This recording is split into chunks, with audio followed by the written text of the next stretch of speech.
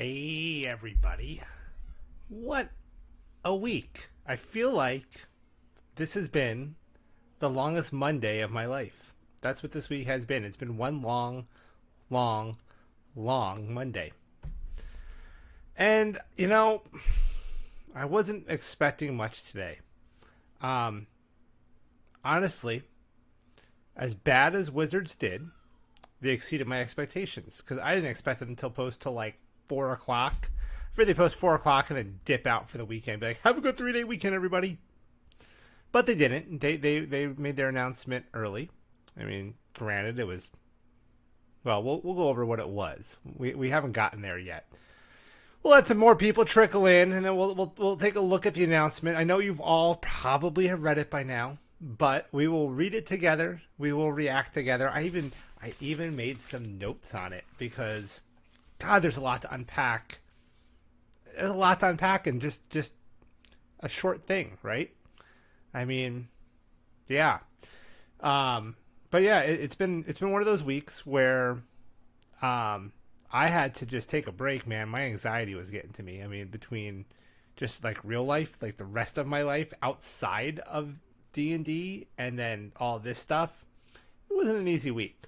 And I can't really complain as much because it's not like I'm a publisher. I don't have, people depending on me. This is not my sole source of income. This is not really even a source of income right now. But, I have friends who are, and some of them are worried. Some of them really weren't. Some of them were just like, there's no way this will ever happen. There's no way it'll ever make it through. You can't revoke 1.0. And we'll talk about that later. And they're not wrong, right? You can't. But it's not a matter of can or can't. It's a matter of, trying. Just trying to stick it to us. And I guess that, that worried me. And then, of course, there's just people who are like, suck it up, make your own game. You're making money on other people's stuff. Whatever, dude. Stupid people. So, I had to take a little bit of a break yesterday and step back. I've been wanting to like be on here more and make more content. I was like, I'm not going to do anything until WoTC says something. And, there was more leaks yesterday and there was this and that. I was just like, don't do it. Don't go on. And, so then this morning it went live, right? The thing happened. I actually jumped on before work and I was like, let me just read the announcement live. Like I want to get on and read it live. And I did that. And I totally forgot that I had my live stream set to unlisted and not public. So like nobody saw it. So whatever. You get to see my reaction to reading it, but you'll get it again because let's face it, every time I watch it, it's still shocking. It's like, So we'll go over it. I kind of want to look at it. We're gonna read it. We're gonna go through it twice. First time, we're gonna go through it emotionally because I feel like we need to. Right? We got to just react to it and be angry about it and do all those things. And then the second time we go through it, we'll kind of break it down and start picking it apart and see what things mean. Let me turn down my. I got people sending me messages on Facebook. I don't know if you guys can hear the little notifications, but I'm going to turn those off because my friends have this chat and they just chop. They're always talking. I got to mute notifications. So anyways, it was one of those kinds of days, right? Where it was just insane. Let's take a look at some comments and see if my new stuff is working here. So let's see if this works. Yeah, look at that. It's working. So my friend over here, Nicholas, said, such marketing, doublespeak, and gaslighting. Fuck WoTC. I am also, by the way, totally turned off monetization on all these lies to do with OGL because this is too important of a topic, first off, to be monetizing it. And second, because we're going to be cursing and they don't like that in those monetization things. So you'll get no ads during my videos. Or at least during these lives. So yeah, a bunch of double speak and gaslighting. Yep, we're gonna break into that, man. We're gonna break into that.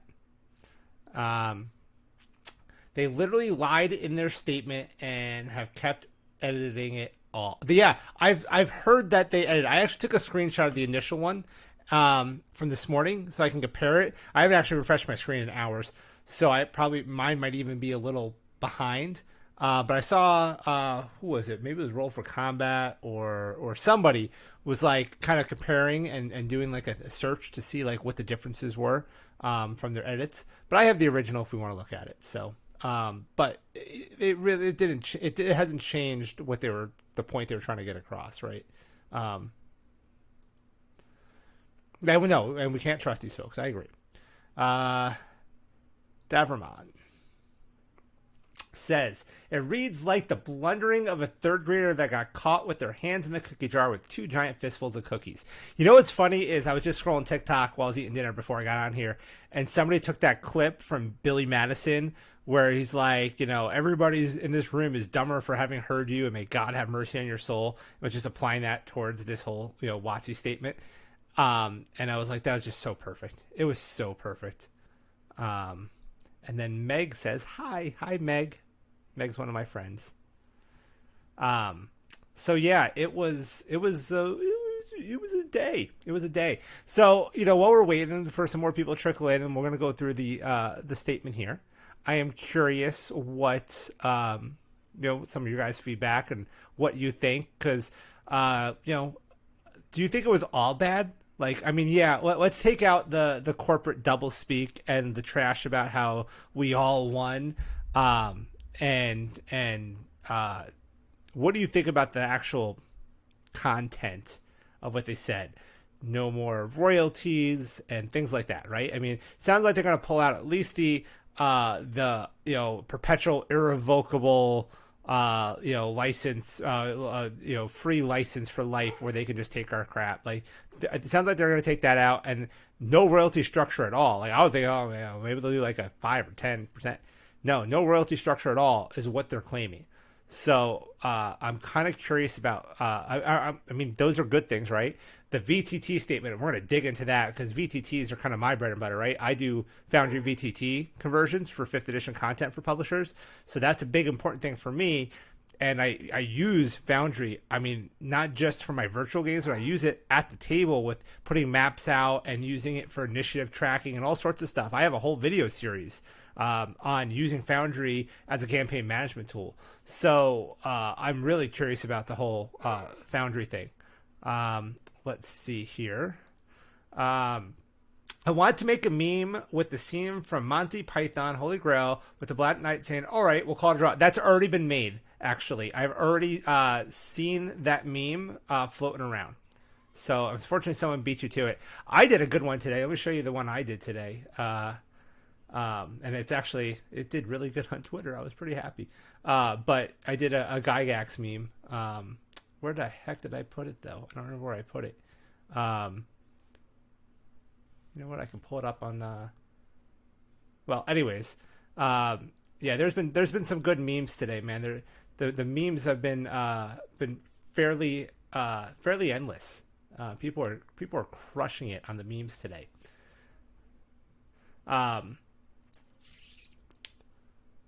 Yeah, I don't know. Oh, here it is.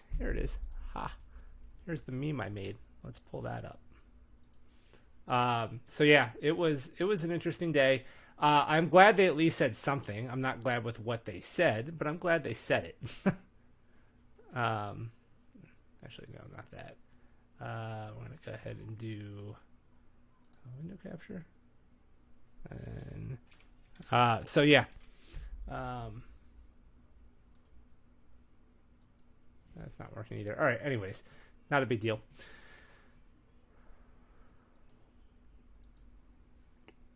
Let's see what here we got here.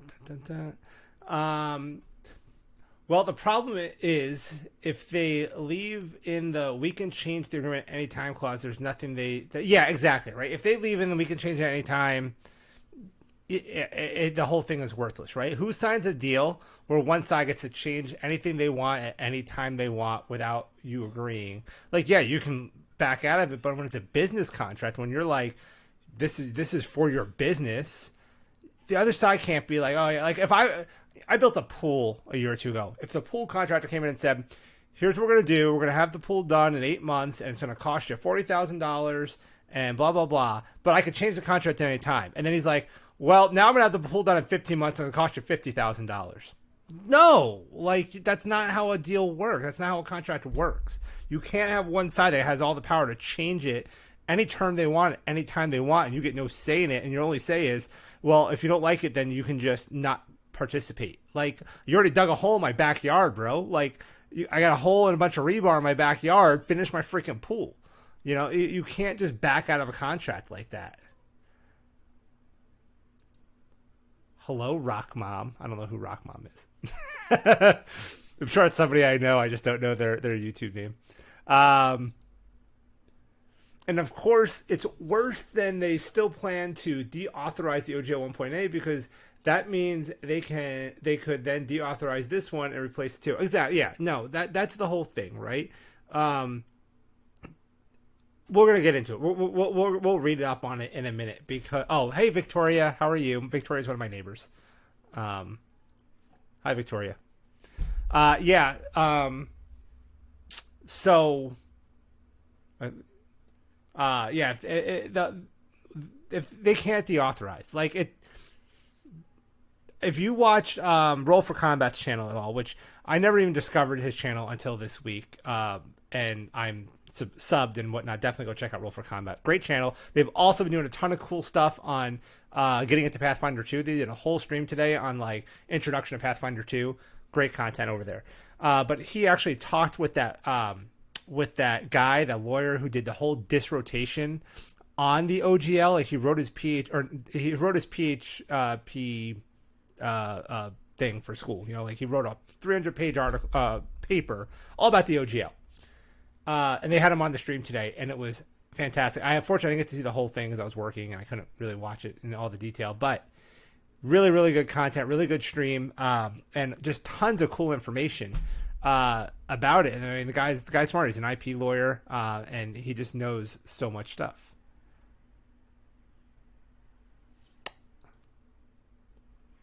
Yeah, and then there was the Ryan Delancey interview. Was that yesterday, the day before? I'm telling you, this whole week blurs together. It feels like that Ryan interview was like a month ago or today. I'm not even sure. Time has warped around this whole thing where it's just screwing with my entire like life and sleep habits.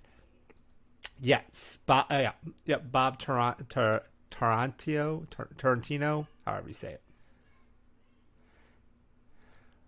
Okay, and Rockmom says, I signed the petition thing. Hopefully they rethink this. Yes, and we're going to actually talk about that, Victoria. So we are going to be talking about, they actually made a statement today. So Rockmom is a neighbor of mine, and some of her family, maybe you play too, I'm not sure, but plays D&D. And I had printed up some minis for them and stuff like that. But we're going to actually talk about what their statement was, because they have walked it back some. Is it enough? Don't know. And honestly, my judgment is I'm holding my judgment for the actual document at this point, because it's not telling me much, really. They used a lot of words and said very little. Hey Micah, what's going on? Yes, pizza rolls. I'm all about the pizza rolls. We got 2 packs of pizza rolls for this weekend because the kids are having friends over. All right. Well, we got about almost 40 people in here. Why don't we take a look at WoTC's statement? And we're gonna do 2 pass-throughs on here. Our first pass-through is going to be more reactionary. It's just going to be, we're going to throw tomatoes. Our second walkthrough is going to be a little bit more, let's pick it apart and really see and analyze what they're saying, because they are saying stuff. And I've been really looking at specific words in what they're saying. So let's take a look here. All right. So here we are. An update on the Open Gaming License, OGL, from 11 hours ago. Edited God knows how many times by now. So here we go. When we initially conceived of revising the OGL, it was with 3 major goals in mind. First, we wanted the ability to prevent the use of D&D content from being included in hateful and discriminatory products. I'm behind that. Sure. Cool. Second, we wanted to address those attempting to use D&D in Web3, blockchain games, and NFTs by making clear that the OGL is limited to tabletop role-playing content like campaigns, modules, and supplements. Well, damn, because, all those Web3 and blockchain games I've been playing are going to get screwed. What the hell are you people talking about? What are they talking about? That's not even a thing that's happening. All right. And third, we wanted to ensure that the OGL is for the content creator. That's you guys. That's me. The homebrewer, the aspiring designer, our players, and the community. Notice how they didn't say the businesses. Not major corporations to use for their own commercial and promotional purposes. Yes, all those corporations out there that are using it for promotional purposes. Yes, all the corporations. Which corporations are we talking about again? I'm just curious. Was it Netflix? Oh no, because you have a deal with Netflix. Who else? What is it? Cobalt Press? Because big corporation there, right? Even Paizo Corporation, company, big company, not corporation. That's the thing, and we'll get more into that later because they talk more about it. They bring back the corporations later in this document. Driving these goals were two simple principles. Our job is to be good stewards of the game, and 2, the OGL exists for the benefit of the fans. Nothing about those principles has wavered since. Oh, I beg to differ, especially about how it exists for the benefit of the fans, because I wasn't benefiting from any of this new stuff. If there's no content creators making content, how do I benefit from it? You guys know. Let's go to the comments. We'll stop there. We'll pause there. Let's go to the comments and see what people have to say. So, we have. Is it coming up? It's not coming up. I wish I had D&D Beyond subscription to cancel, and I wish I had Magic the Gathering Arena installed on my phone so I can uninstall it. Yep, well, I did uninstall my D&D Beyond, or I did cancel my D&D Beyond subscription. And I own everything on there. I actually won a legendary bundle over a year ago, and then since then I just keep adding the books on. I'm like, cool, I'll just get all the books. It's cool. Like my players I get, I have friends I share it with. It's cool. I liked D&D Beyond. It was a good service. I just started a new campaign and my players were going to use character sheets from there for the first time. We're actually going to use it, with character sheets. I canceled it. I know why it's not showing up, because it's not there. Oops. I just set up the whole, view the comments on the screen thing. So, hey, Mike, how are you? So Mike says, I say at this point, we DMs just walk away from WoTC, use 20%, or us 20% that spend 80% of our money, let them choke on their new OGL. I mean, yeah, right?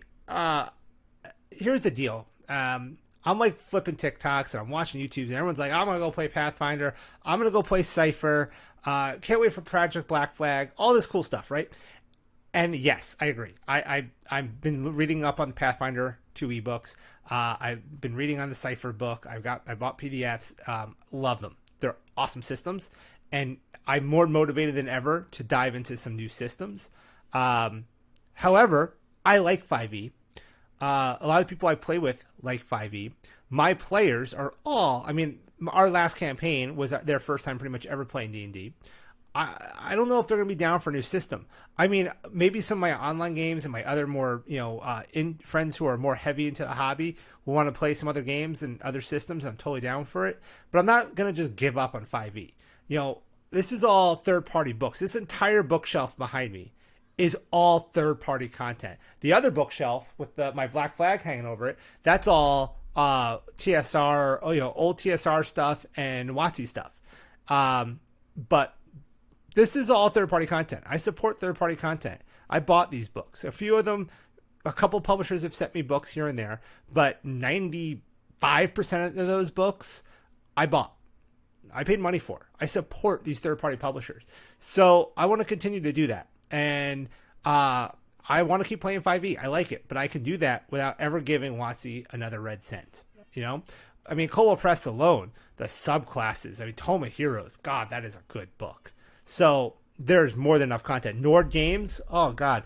Doesn't, you know, half the stuff in the Nord Games library I could probably play with any system because it's like half of it's like system agnostic or easily adjustable. Great content.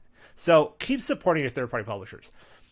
Don't give up on the game you love because the publisher, you know, or the company that owns it sucks ass. That's one message I'm kind of wanted to get across and feel strongly about, you know.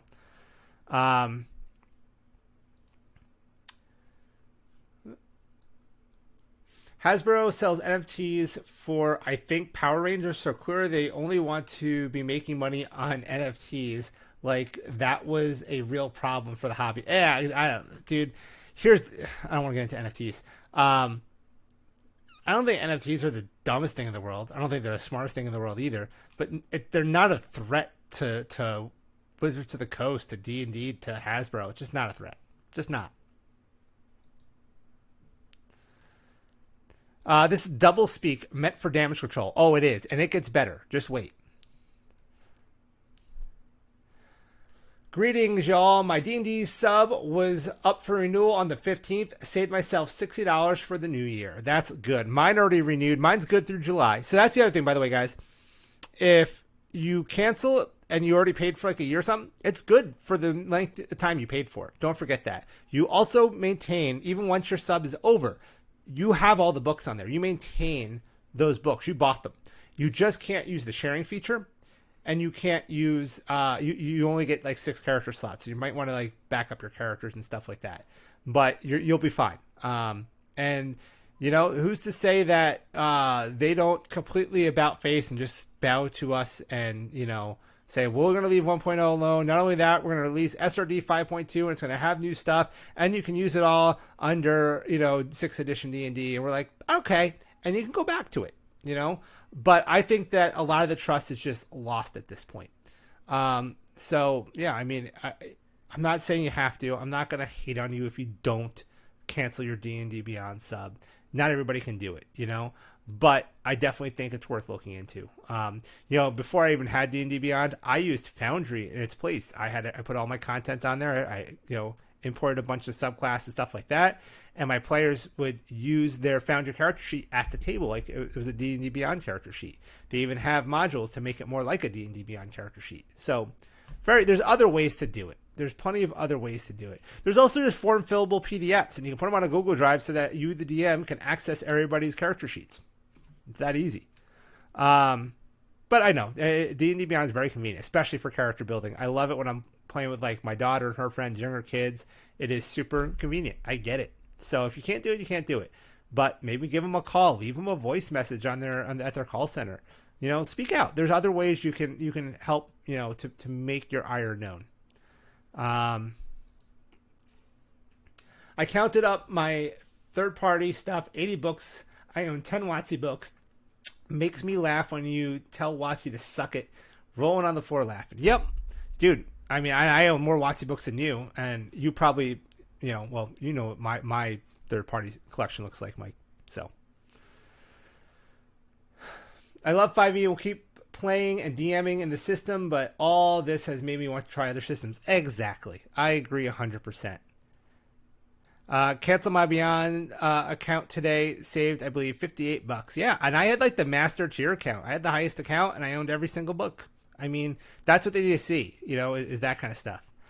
Death Angels says, I have Foundry, Archiforge, NRP tools. I don't want to be stuck in their ecosystem. Yeah, I mean, dude, Foundry is fantastic. And if you haven't seen my videos on how to use Foundry to run your games at your table and use it as a campaign management system, definitely suggest you check it out because I love it. And let's say you're like, screw 5e, I'm going to go play PF2. Cool. They have a partnership with Foundry, and there's some free PF2 content that comes with Foundry and a whole bunch of other content you can buy for it. They are working very closely together, and they have been for a while. And it is really solid on Foundry, so I definitely recommend it. All right, let's get back to our document. So we left off here with what their stuff was, right? Their goals. That was why our early drafts of the new OGL included the provisions they did. The draft language was provided to content creators and publishers so their feedback could be considered before anything was finalized. Yeah, and what were the contracts you sent out with the drafts for? I mean, we know this. This information's out there. We know you sent contracts. Like, it's not like only the people on the inside know. But, you know, I suppose there are a lot of people who are just kind of ignoring and just don't care and think that anybody who's upset is just crying, I guess. And those people are going to read this and go, you know, just take them at their word. So I guess their message gets through to some people. But, yeah. Let's see here. Where was I?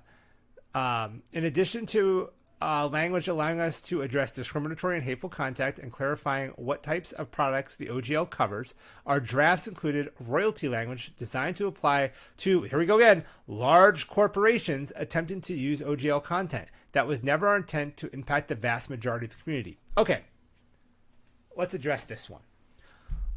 Because large corporations, who's the largest third-party publisher out there? Probably Paizo. But they make their own thing. So let's just stick on 5th edition. And I'm going to have to say, I can't think of anybody really bigger than Cobalt Press. Maybe there's other ones. None of them are corporations. Like, Cobalt Press has got, I don't know, maybe 10 employees. 10? Everybody else is like contracts and stuff like that. Like, they just get paid hourly 1099. I mean, they don't have full-time employees except for a handful. It's just not how it works. You know, some of them are part-time employees. Like, there's no large corporations.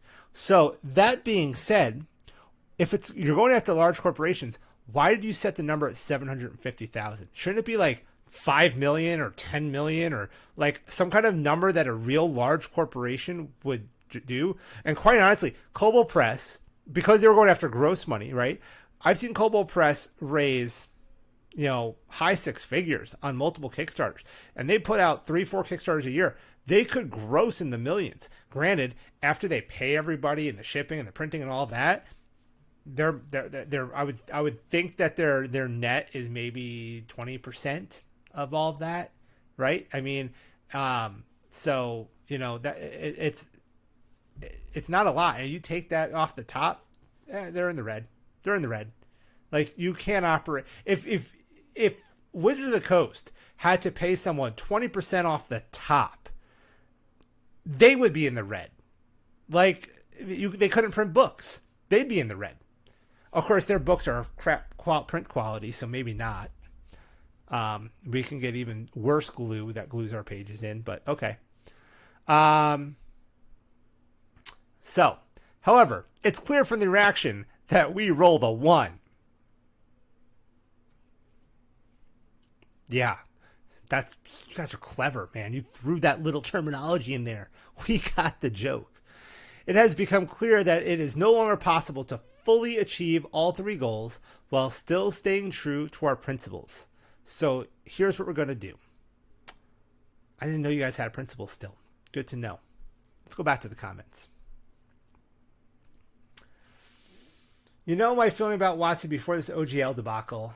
If they go back to OGL 1.0 and put in a nonprofit organization, then I'll go back to WoTC. Yeah, I mean, that's basically what Paizo's talking about, right? Is they want to put it all into a nonprofit. They don't hold the license. You know, someone else would hold the license. And I think that's smart. Because then you just, you don't have to worry that somebody can change it. It's in, it's just, in somebody else's hands. And I think that's a good thing.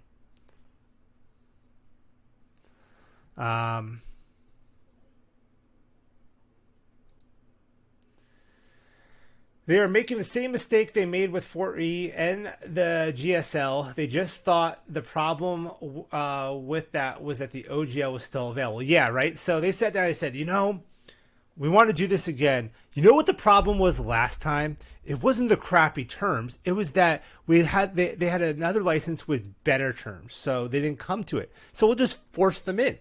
We'll just force them into it. If we take the other option away, they have no choice. We'll just strong arm them. I mean, it doesn't take a rocket scientist to figure that out. This isn't hard to see. Like, I don't think, do they think that we wouldn't see that? I don't know.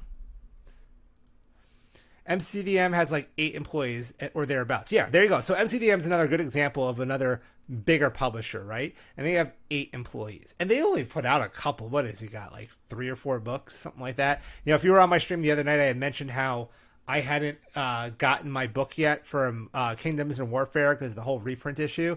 I actually got a hold of them because I was like, oh, is the OGL going to affect me getting my reprint?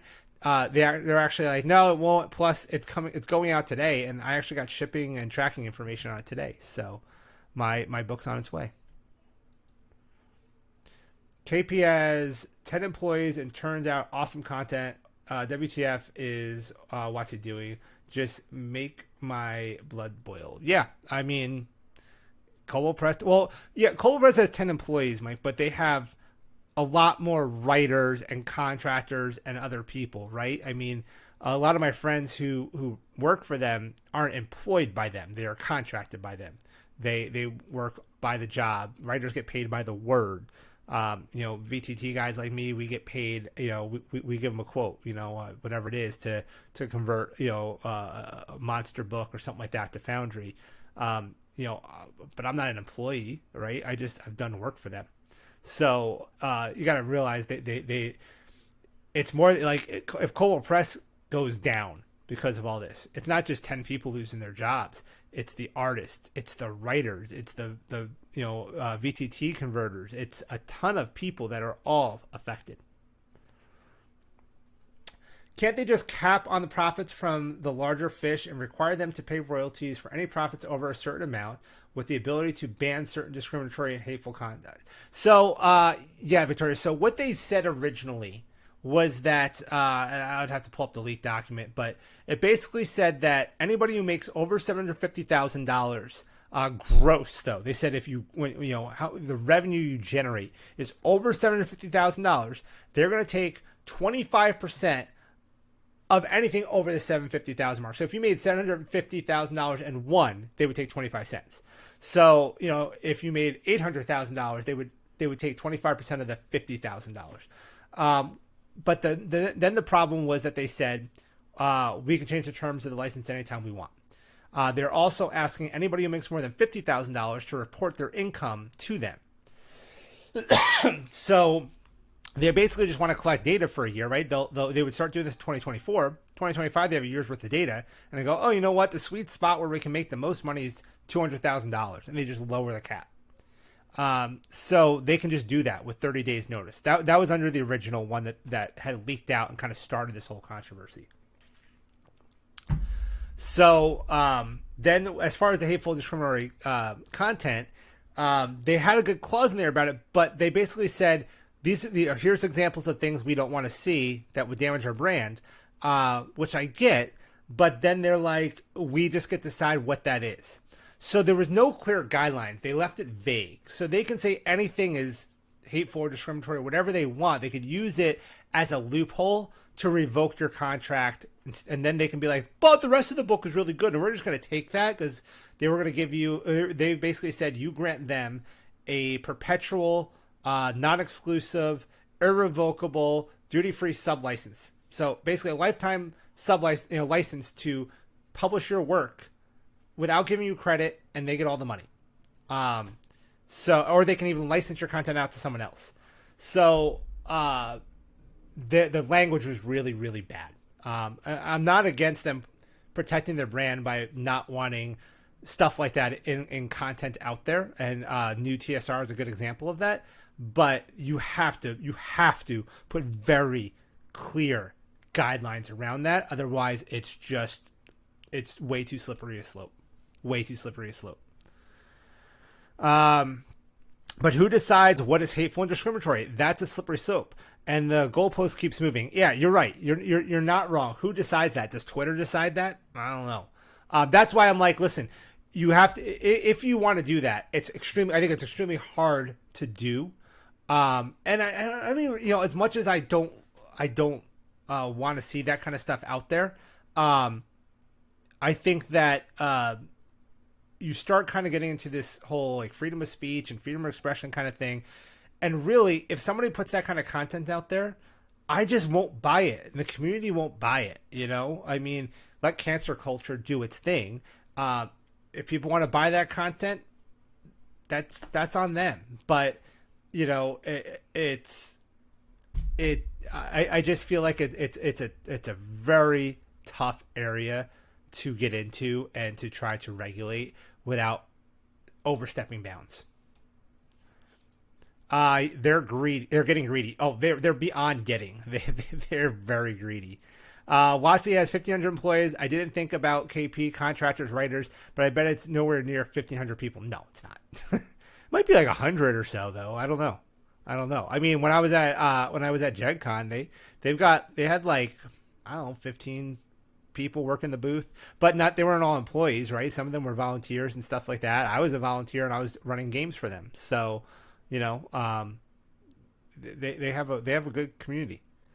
My theory is WoTC hopes will be so focused on getting rid of all the other terrible things in the OGL that will miss that they're still getting rid of OGL 1.0A, which is the main objective.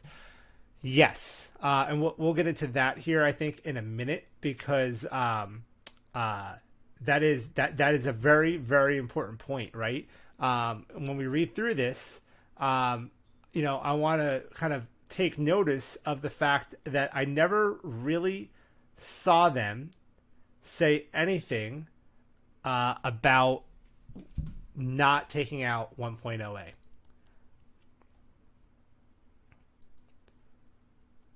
I made that worse, not better. So yeah, it's a slippery slope. The whole thing is I think messy, and I think that they're gonna have to be really, really careful. There we go. Twitter is a shit show itself. Yeah, exactly. That language is flack for people who aren't paying attention to what happened. Cobalt Press, MCDM, Paizo are all probably no more than 100 people, even contractors. Yeah, exactly. Let's get back to our read through here, because I want to get more into it. The next OGL will contain the provisions that allow us to protect and cultivate the inclusive environment that we are trying to build, and specifically that it covers only content for TTRPGs. This means that other expressions such as educational, charitable campaigns, live streams, cosplay, VTT uses, etc. will remain unaffected by an OGL update. Content already released under 1.0A will remain unaffected. This paragraph right here says a lot, and we're going to unpack that in a minute. I'm going to pass that and come back to it, because there's a lot to unpack in those, 2 sentences. A lot to unpack there. What it will not contain. Okay, so here's the carrot. Here's the carrot. What it will not contain is any royalty structure. So they're doing away with royalties. Okay, good. It also will not include the license back provision that some people were afraid was a means for us to steal work. Good. That thought never crossed our minds. I'm sorry. I laugh every time I read that part. Bullshit. I call BS. Under any new OGL, you will own the content you create. Yeah, that it said that in the 1.1. It said that we owned it. It just said that you could steal it. You won't. We know you won't. You never were going to. You said that we own it. You can just take it for free forever. Any language we put down in will be crystal clear and unequivocal on that point. Okay, we'll see. The license back language was intended to protect us and our partners from creators who incorrectly allege that we steal their work simply because of coincidental similarities. Has that happened? I mean, like if they were like, hey, check out this world of Midgard we created, and the map is like they just downloaded the Cobalt Press map, and they're like, what a coincidence, that would be one thing. But if they're like, they made a Gunpowder Mage 2 and go to Cobalt Press, I don't think Cobalt Press is going to sue them. That's nothing new. I mean, we've all, like, everything that's been made has been made before in some other format. There's a lot of coincidental similarities. We all share from a creative pool together. So, but I think there's better ways to protect against that. As we continue to invest in the game that we love and move forward with partnerships in film, television, and digital games, the risk is simply too great to ignore. First you're talking about coincidental similarities, and now you're talking about people ripping off stuff from movies. This is bad writing right here. This, I don't know what they were trying to get at with this sentence. I don't know what they're driving at there. It's your films and your digital television shows and games. The new OGL will contain provisions to address that risk, but we will do it without a license back and without suggesting we have the rights to content you create. Your ideas and imagination are what make this game special and belong to you. Okay, that's good. Let's hold off on the closing, because that's the best part. It's our favorite part, isn't it? Okay. Did we already do this one? WoTC can revoke a publisher's license on individual basis under OGL 1.0a if the content is discriminatory.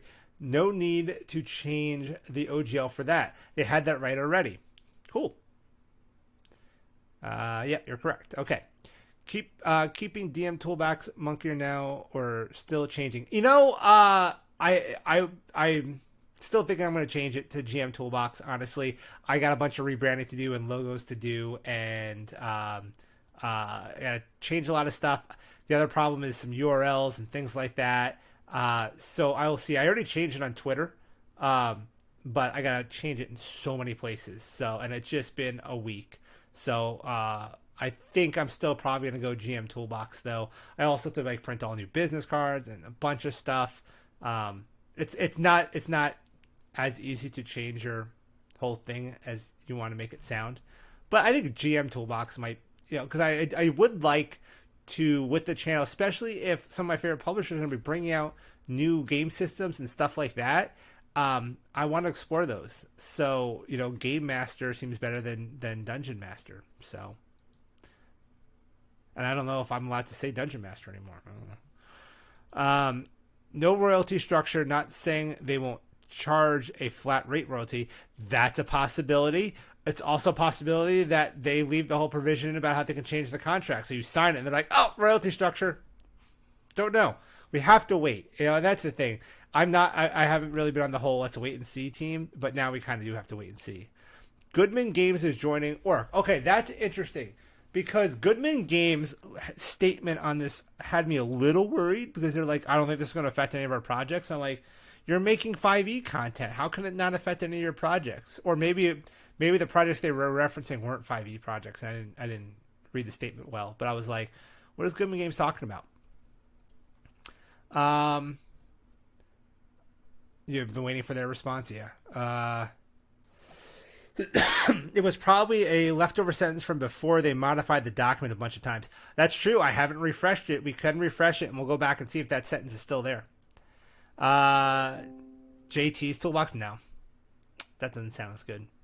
Probably should have been should have been back language.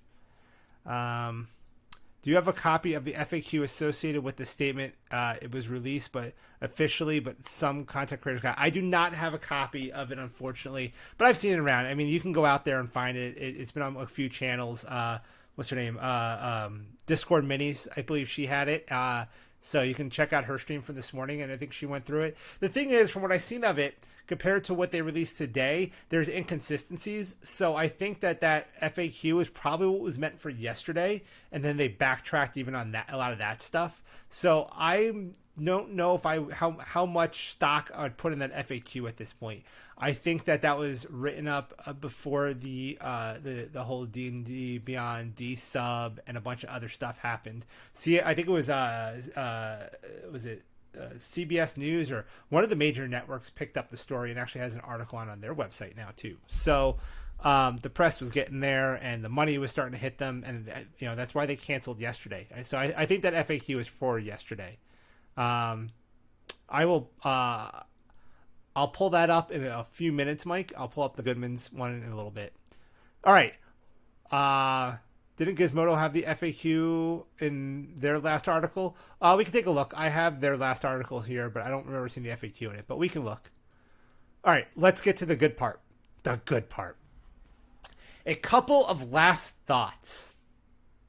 First, we won't be able to release the new OGL today because we need to make sure we get it right, but it's coming.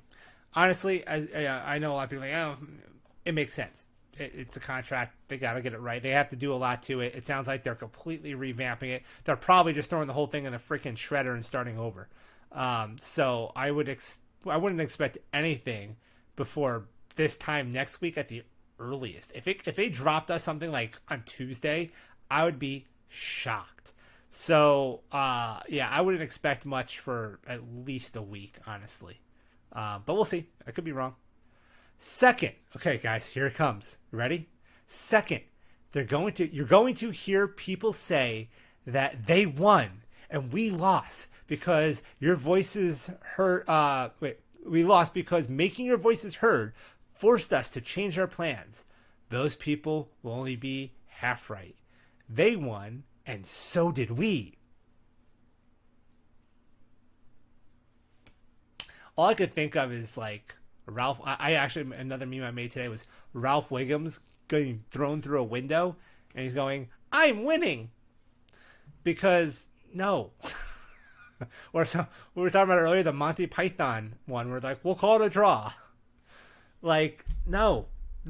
And you know what? Honestly, right now, in this gray area you're leaving us in, nobody's winning. Like, yeah, you back down on some stuff, allegedly. When you show me the document, I'll feel better about it. And we still have to get back up to this other paragraph because there's a bunch of questions I have in there that leave me still wondering. Okay, here comes... pull up the boots because it's about to get deeper. Our plan was always to solicit the input of our community before any updates to the OGL. Here we go again. Drafts you've seen were attempting to do just that. So, first thing right here, okay? They were always going to solicit. Now, I believe at the end of the leak, it did say that they're open to suggestions and whatnot. I don't think that they were expecting it to be that bad. That sentence, by the way, in the leak about like being open to it, I think is some credence to the fact that they leaked it purposely. However, I don't think they expected the lashback they got. I don't know why they didn't expect that. What else would they expect? But whatever. But then they're also saying they're confirming here that the leak was authentic. So anybody's just a leak. It's all legend. They're confirming it here. It was authentic. We want to always delight fans, fail, and create experiences together that everyone loves, fail. We realize we did not do that this time, no shit, and we are sorry for that. Thanks for the apology. Our goal was to get exactly the type of feedback on which provisions worked and which did not, which we ultimately got from you. Okay, feedback. Let's see. What worked? Nothing. Moving on. Any changes or any change this major could only have been done well if we were willing to take feedback, no matter how it was provided. So we are. Or I'm going to spitball here. Don't change anything. It was fine the way it was, and it was working great, and everybody was winning. Literally everybody was winning, including you guys. Why change it? Thank you for caring enough to let us know what works and what doesn't, what you need and what scares you. Who's scared? I want to know, who do you think's scared right now? Because it ain't me. Without knowing that, we can't do our part to make the new OGL match our principles. Again, principles? Finally, we'd appreciate the chance to make this right. Maybe on Tuesday you had that chance. We love D&D's devoted players and creators who take them on so many incredible adventures. We won't let you down. Too late. Okay, so I'm going to get to the comments here in a second, and we still have a paragraph up top to unpack. I want to say this. I think there's the only there's the only way I can see them salvaging this. Only way I can see them salvaging this is they do basically three things. Number one, state that 1.0a cannot and will not be unauthorized or revoked ever. Number two, update the SRD for 5e to a 5.2, include the Artificer and some more stuff that's come out, changes to some classes, things like that that they've made with Xanatars, Tashas, and all that stuff. Bring it up to date. Number three, release OGL 2.0 if you must. And in there, let's go back to point number one, unequivocally state that 1.0a cannot and will not ever be revoked, nor can it. And basically, aside from that, copy 1.0a. I mean, literally, just copy 1.0a, state that all previous versions are still valid and will always be valid. Put the words irrevocable in there, since you seem to want to hang up on that and, cannot be unauthorized. Put those words in there. Aside from that, pretty much leave it alone. If you have to put a little language in there about, discriminatory stuff, I guess go ahead. But like we said earlier, it's kind of already in there. There's really not much that has to change. There really isn't. I guess you could say like no NFTs and no blockchain. Like, you can throw that in there if you really want. Leave the damn VTTs alone. What are you trying to do with that? Like, I still don't get the whole VTT thing. Like, I get that you have your own VTT coming out, but it's a totally different type of VTT. Like, is your product not good enough to stand on its own? Because if not, then don't put it out. Like, that's the problem with them, is that they're not putting out quality. Put out quality, and you don't have to worry about competition. Period. That it's just the way it is. All right, let's go back to comments, and then we'll go back up to this other paragraph. So,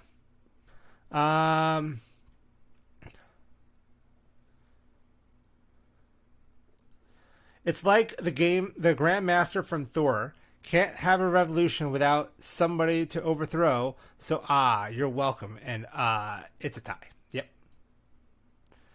That sounds so petty that they can't just admit they plain messed up. Oh, it's this whole part about how they won too. Man, I you know what I really wanted to do? I was telling my wife today. I was like, you know what I think I'm gonna do with my live is I'm gonna go full on Peter Griffin and do like, you know what really grinds my gears? Wizards of the Coast language. We're all winners. Yeah, we're all winners. Always. Before this, I was looking forward to 6e. I had mixed feelings on 6e. So let me say this: the new Dungeon Master's Guide, I think, was probably what I was looking forward to more than anything. I've always said that I felt like the DMG was an underrated book as it is. It's not the most useful book at the table, but it's got good stuff in it. The idea that they were going to like redo it, and I think it was Perkins was actually going to take the reins on that, or maybe it was Crawford was going to take the reins on that one and write and do it themselves. I was excited about that book more than anything else about 6e. I like some of the stuff I saw. A lot of it was just optional rules I do anyways. What I didn't like was the restructuring the classes that had like clerics and wizards and stuff like that generally get their subclass at 1 or 2. Everybody getting at 3, because that breaks backwards compatibility. It's no longer backwards compatible. It's not. Like, my player handbook stuff doesn't work with it. My Xanathar stuff doesn't work with it. All my other stuff that's got subclasses, like all your Magic the Gathering books and all that stuff doesn't work with it. All my Cobalt Press stuff doesn't work with it. All my AAW stuff, none of that stuff works with it anymore. So it's not backwards compatible. Yeah, I'm sure the adventures are backwards compatible, but I mean, I can take a Pathfinder game and run it in 5e if I want.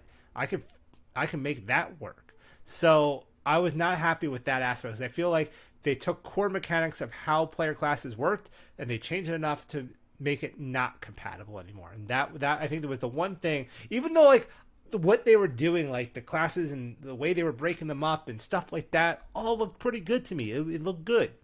That one thing bugged me. We aren't scared, we are pissed, and we are motivated. I agree. It was magical thinking on their part that to think that they'd be able to pull that off without individual contractors and small businesses to figure out what they are doing. Their company is built on the back of the community. We don't need them. We have the game. I could run that game without opening up the book. I know the rules.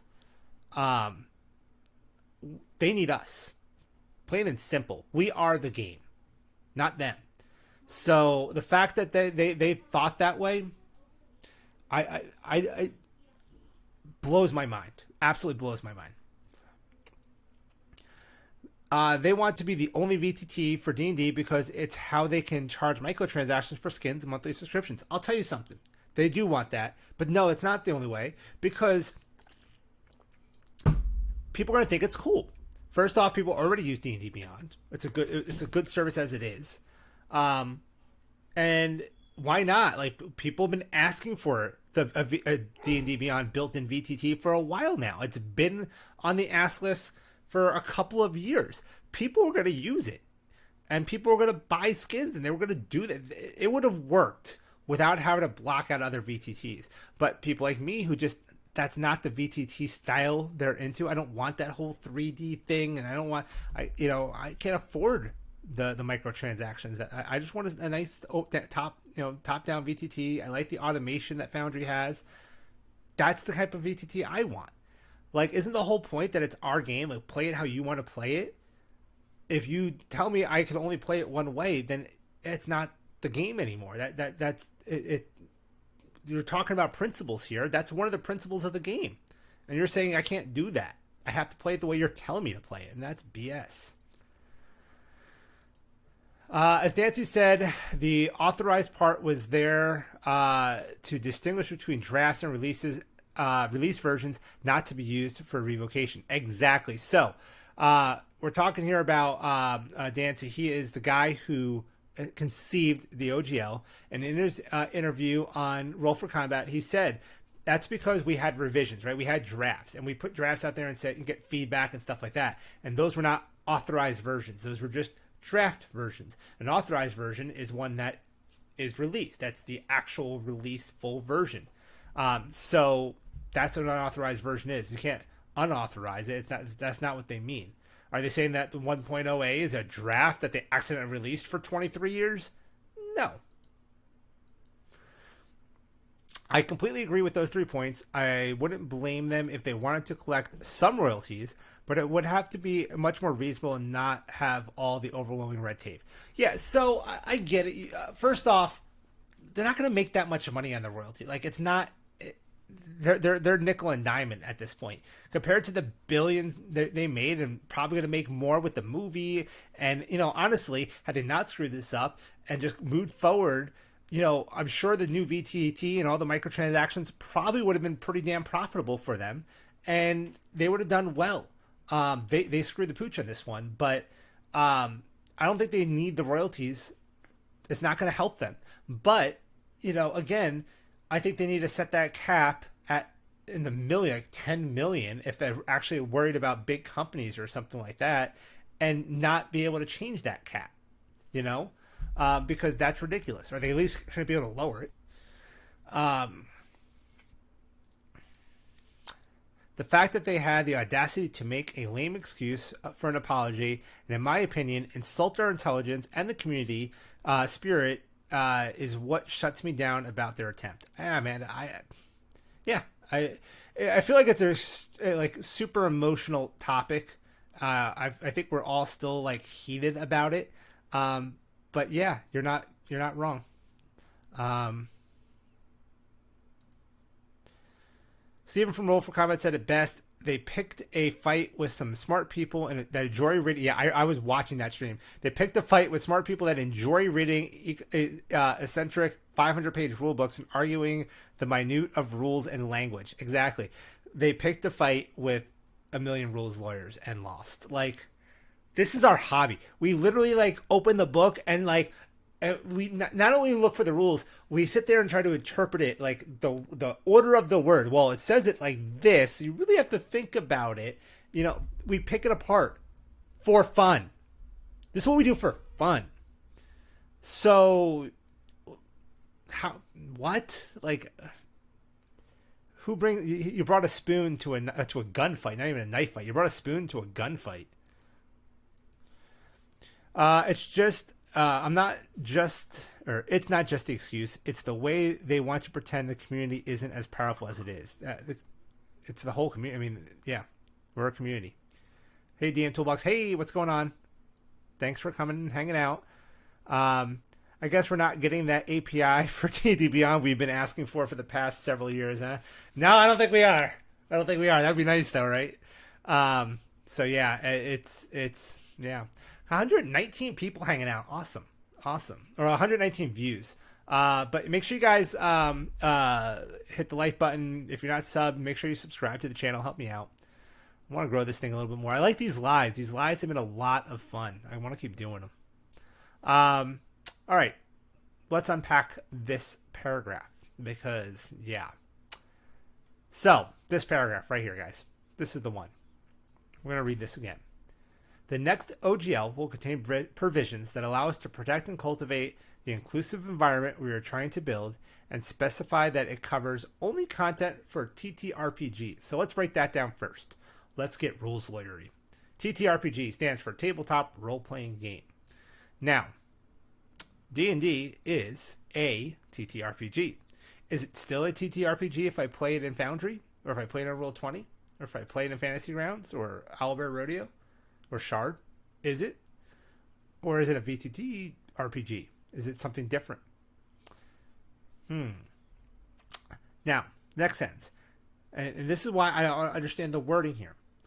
This means that other expressions, such as educational and charitable campaigns, live streams, hey, it's us, cosplay, Ginny D, VTT uses, etc., will remain unaffected by any OGL update. Come back to that sentence in a second. Content already released under 1.0a will also remain unaffected. All right, content released under 1.0a. That sounds like they're grandfathering in all my books back here behind me. Anybody who's already published, your books are safe. Now, what if they have to do a reprinting or do some updates for misspellings or error fixes, stuff like that? Still under 1.0a? I would think so, but we should get clarity on that. Okay, so this sentence right here, right up to here. Okay? Really, this word. VTT uses. I'm kind of curious about what they mean there. Because there's a couple ways we can interpret that. My first thought, the first time I read it, was, sweet, Foundry's unaffected. Then I said, whoa. Are they? Because this says VTT uses. That means it's fine for me to play on a VTT, maybe even live stream on a VTT. However, is it okay for Foundry to have the SRD in their VTT? Is it okay for Cobalt Press to publish their books on a VTT?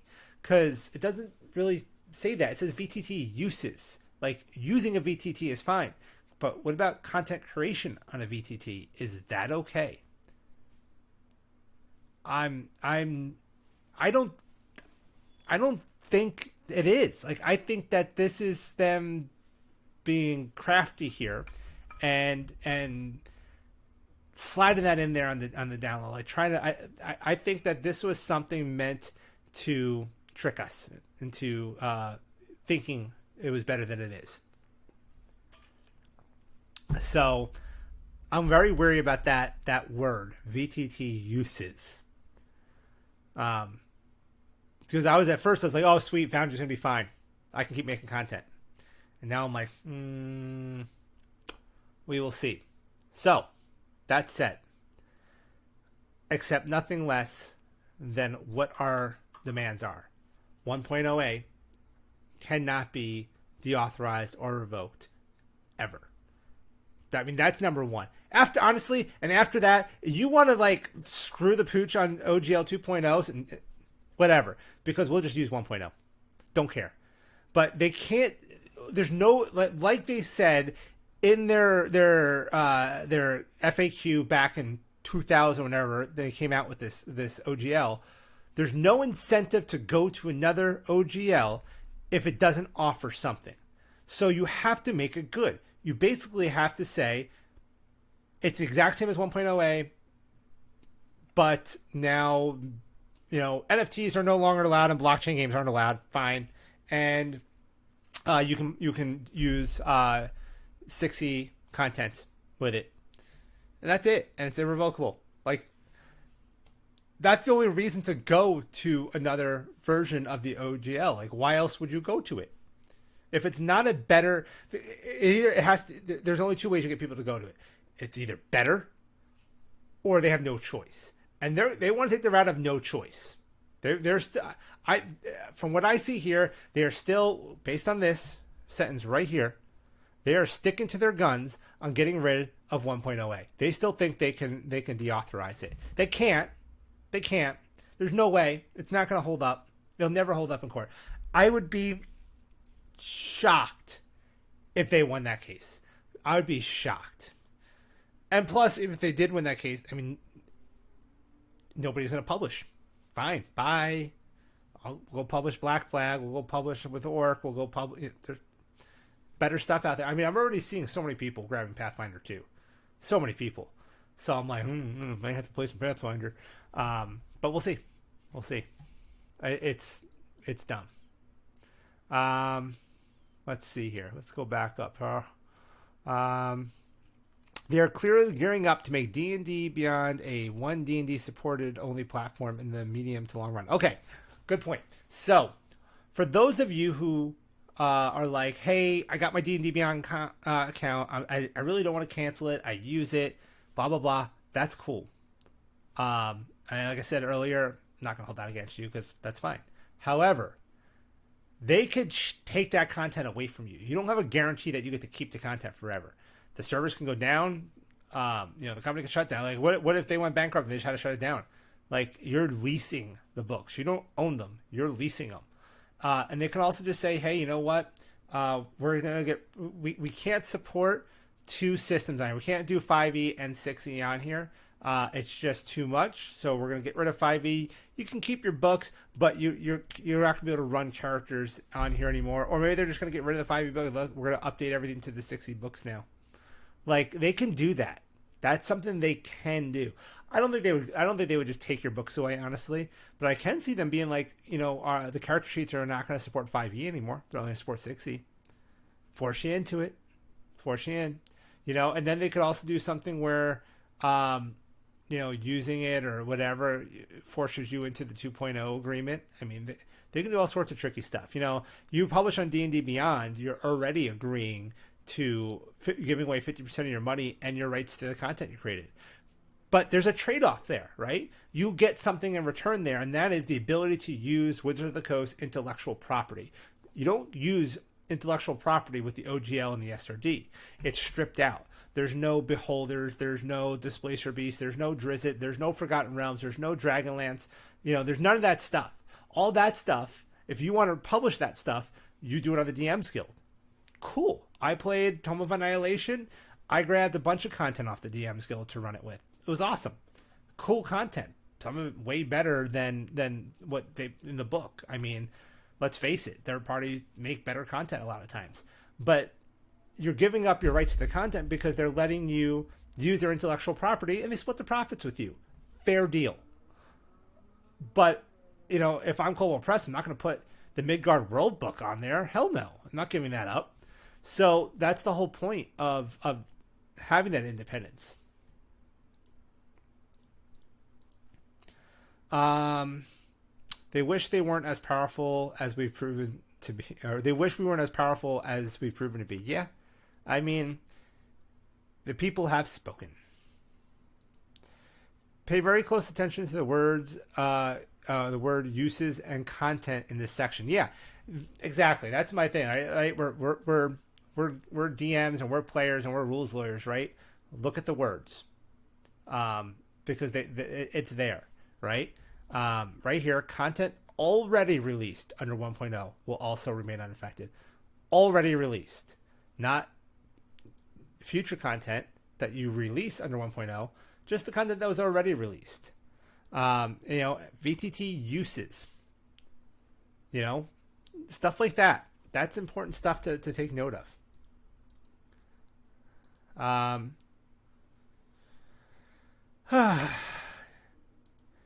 Gee, let's stifle innovation and out-of-the-box thinking. Yeah, first off, there's several things. Like when you work in corporate America like I do, you learn they make you do these stupid training classes every year. But there is some useful stuff you learn in there.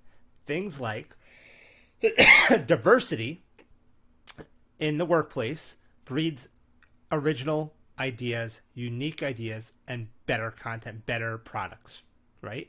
Having people from different backgrounds, different cultures, different ways of life, different, economic statuses, all this different stuff. Diversity is good for creativity. The other thing is competition is good for quality. If there's no competition, right? If they shut down every other VTT and D&D Beyond's the only VTT out there, what's the motivation to make it good? There is none. You have to have competition. Otherwise, there's no motivation to put out a good product because you're the only product. If there was only one car company out there, you'd think they'd put out really cool cars and you'd see cool car commercials and have all this cool stuff. No, they put out a freaking crappy car and you drive it because that's your only choice. But because of competition, they have to do better. This is note that this also means that you're not protected by the OGL if you have an other expression. An other expression, yeah, right? I don't know what the expression might be, but there's lots of expressions you could have. And this means other expressions, such as, these are examples, will remain unaffected by any OGL update. But, most of these other, some of these right here, charitable campaigns, live streams, cosplay, VTT uses, these are already covered under the fan use stuff, right? That's what this is. That's what they're saying is the stuff that you guys do, you're streaming on Twitch, you're fine. As long as you're not charging for people to get in there, it's free use stuff. So basically, nothing changes. Exactly. They're not talking about VTT content. Yeah. Okay. Coming back to here, right? That's what you're talking about. Building, right? Is that you're talking about this right here? They're not talking about VTT content. Yeah. You think it is too? Yeah, exactly. I think that's exactly what they're doing there. They're clearly lumping uses in with live streams and campaign plays. Yeah. But again, VTT uses. They're not protecting VTTs. They're just protecting the people who use the VTT, not the people who create the VTT. How am I supposed to use the VTT if there's no content on there? It's like saying I can go fishing as long as I don't catch fish. The OGL in many ways offers less protection than fair use arguably would, but you have to argue fair use in court. The OGL exists to make it so narrow case of fair use was ironclad. Yeah, the OGL really, it's an elegant document that just takes all these questions, all this gray area, and gets rid of it. We're just all good. We all understand the deal. We all can use it. Everybody wins. It's a win-win for everybody with the OGL. I don't understand why anybody would want to change that. Why rock that boat? They really just don't want an open license to exist. Well, tough. It does. I won't get into it. Yeah, to be honest, that's what we want. They can do GSL 2.0 and good luck with 6E. It'll be like 4E. Leave the older OGLs alone. Well, that's the problem, right? Is that it didn't work in 4E because the other old OGLs were there. So their thought is not that the problem was with the GSL. The problem was that there was still an OGL. So let's just get rid of the OGL and force everybody into the GSL. That's the solution. Like, no, that's not the solution, guys. Like, why do they think that the OGL is a bad thing? Why do they think that all these content creators out here creating stuff is a bad thing? Look at how much more money the company's worth now than it was. Do you think that's because their books, everything they did? No. I mean, they did some good stuff. Don't get me wrong. 5e is a good system. I enjoy 5e. But it wouldn't be where it is without other content. Critical Role is a great example of that. What's the other one? There's Dungeon Dads, and there's a few of them out there, right? Those big streams and stuff, man, they bring people in. Content already released. It already is unaffected. They are either conceding they can't revoke unauthorized, or they are claiming they can still deauthorize but won't out of kindness of their heart. No, they're not even doing that. They're not even doing that because they're still trying to deauthorize / revoke anything moving forward. They're just saying that, the stuff you already published, because litigating that, trying to say everything you ever published is now under 2.0 and we can steal it. No, there's no case there. The lawyers probably said, we'll lose that one. Let's just, no. With Paizo, KP, and others working on ORC, this OGL may not matter. Well, it will still matter because first off, there's already tons of people that create content using it. So the perfect scenario is that we still have the OGL, because if WoTC doesn't participate in it, there's no SRD in ORC. So the 5e stuff still can't be created. Now, if we want to start getting into, well, you can't copyright game rules, stuff like that, right? Yeah, but how far can we take that? It's never really been tested. It's a big gray area. I know we can't, for instance, copyright rolling a die and the outcome meaning something, even adding modifiers to it, but we might be able to copyright saving throws or, specific skill checks and stuff like that, right? So could we clone 5e without, changing the wording, changing things and make it work? Probably. But testing that in court might be more difficult. I bought the Pathfinder Beginner box set, core rulebook, and bestiary today. That is awesome. Pathfinder or Pathfinder 2? I'm assuming Pathfinder 2. I heard the guys over on Roll for Comment are saying how great the Pathfinder box set is, so I kind of want to grab it. I did pick up the core rulebook PDF though. I hope so. It's not safe in Hasbro's hands. Yeah, well, duh. Nothing's safe in their hands. Also, DM's Guild gets you exposure. It does get you exposure. Yeah, I mean, like MT Black. His stuff is great in DM's Guild. I think JVC Perry's published in DM's Guild too, right? I mean, he publishes elsewhere too and does a lot of other stuff, but I think he's published in DM's Guild. I'm not sure, but there's some great authors, and then I do reviews for an Italian company. Why am I drawing a blank? Not Eye of the Dragon. I can't think of it. I'm brain farting right now, but they make some great stuff, man. Their tavern book I really enjoyed. They've got some great adventures, stuff like that. They keep going like platinum on all their stuff. They put out some good stuff.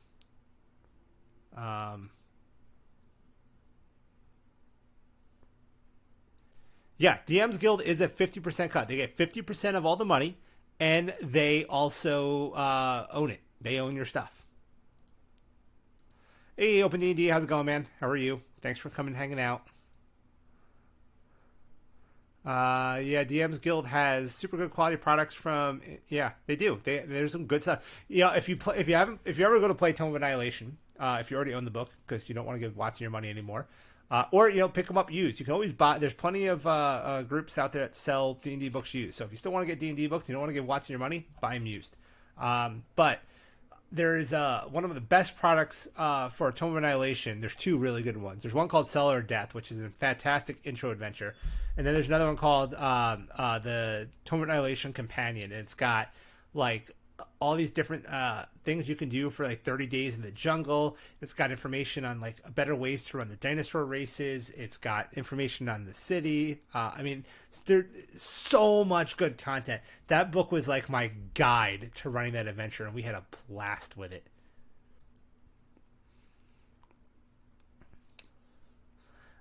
Is the 6-month grace period cannot carrot still in there? There is wording saying if you sign OGL 2.0, you'll be able to continue using OGL 1.0 for 6 months. All right, so that was in that FAQ that was leaked.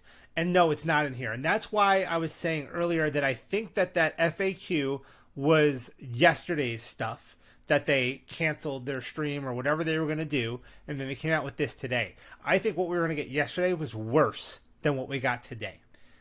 So as far as that FAQ from yesterday, maybe some of it's true still, or maybe some, I'm sure it was all true. Maybe some of it is still true, or still accurate, and maybe not. I don't know.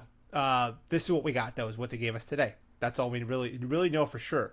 But I would say that the fact that that FAQ stuff that was supposed to get released to us wasn't, and this is instead, means that that FAQ could be complete garbage by now, for all we know. We just don't know. We just don't know. Supposedly, but supposedly, but only the final text will say for sure. Yeah, we'll have to wait and see, right? Unfortunately, I hate that answer. Wait and see, but that's the best answer. It's a trap. It is a trap. Okay, so you did get Pathfinder 2. So yeah, super cool, man. Like I said, I'd love to get into it. I gotta not spend money though. I gotta save some money. I got like what? Well, I got like 4 family trips this year plus Gen Con. I gotta like not spend money. So if Paisa wants to send me a review copy of Pathfinder 2 box, I would love to open it and do a video on it, because I would like to start covering Pathfinder, Cypher, some other systems. I would love to cover them, but and I don't, I don't get free stuff. I buy all my books, so I don't make money doing this channel. Like, this is not a profit thing. I'm not making money right now. So yeah, it's not an easy thing to get started in. Hopefully someday I can start actually monetizing this and making money on it. But today is not that day. Because of zero-sum game thinking, they think they're a pie and they want a bigger share of that pie. The OGL 1.0 allow creators to make more pies. Yeah, that's a good point. Yes, you're running Tome of Annihilation. You got the companion. It's great. Yeah, it is. It's so good, so good. One of the best books, man. That book crushes it. And then I did a whole bunch with the Soon sisters, where like they each time they came, they kept messing with one of the characters and like stealing her blood. She was having these nightmares and all this stuff, man. Like honestly. Like I feel like when they fought the sisters, it was a bigger deal than when they fought Astrak, because the sisters have been plaguing them the whole time. If I could do one thing over, I would bring Astrak into the adventure more and have him doing stuff and messing with them and taunting them, because you really just don't see him much until the very end. Like, he's not a big part of the campaign. He's just not. But the sisters are. I have Pathfinder 2, but haven't played it. Yeah, same. I want to play it. I have played a couple games of Pathfinder 1, and I enjoyed it. But it was coming to 5e was nice, because Pathfinder 1 there was a lot to it. Like, I kept having to go look stuff up, and the power creep was crazy. But I did enjoy making an Unchained Rogue. It's funny, a week ago I was still rolling my eyes at what I perceived as Pathfinder cultists. Like I said, when I got kind of came back to the hobby, because I played back in the 90s and early 2000s, and then when I kind of came back into the hobby, Pathfinder was my reintroduction in. One of the guys I played in high school with, he's part of the Pathfinder Society and this and that, and he was super into it. And we my old high school DM was running a game for us, and we rolled up our stuff, and it was fun. I enjoyed it. And then I was like wanting to play more because that group really was struggling to get together. And I found a local group, and it was my first 5e game, and I scored with the DM I had. My DM was talented. He's an actor. He's a voice actor too. Super talented guy. Great story writer. And we just had a blast, and I was hooked. And then I started running games and got so into 5e, and I haven't looked back since. So, and then obviously I run a lot of games myself, and then I have another friend who lives just down the street who I actually bought my dog from him. That's how I met him. I was at his house, and I was looking at the puppies, and I noticed the D&D book on the floor, and we started talking, and now we play D&D together like a couple times a month. And he's a really good DM. Like his storytelling is so good. He lacks in the rules department. I will say that. Like sometimes I question him. I have to question him on rule stuff, and he just like kind of makes up enemies stat blocks like in the middle of combat. He's like, this guy's got a +2 dex save. We're like, dude, like, come on. But he's super talented storyteller, and he's all homebrew. He does all homebrew stuff, and it's really good stuff. So I enjoy it. Heath, how are you? Thanks for hanging out, man. I was on Heath's stream this morning. Everybody was streaming this morning. When the news broke, everybody was streaming it, and I was like, I'm gonna stream it too. So I got on, and I'm like, all right, let's stream this thing. Started reading it, and I had like 3 people on. I'm like, there's too many other people streaming it. So I had to go to work anyways. I just wanted to read it, and then I realized that I had my stream set to unlisted, so nobody could see me streaming. So that was a flop.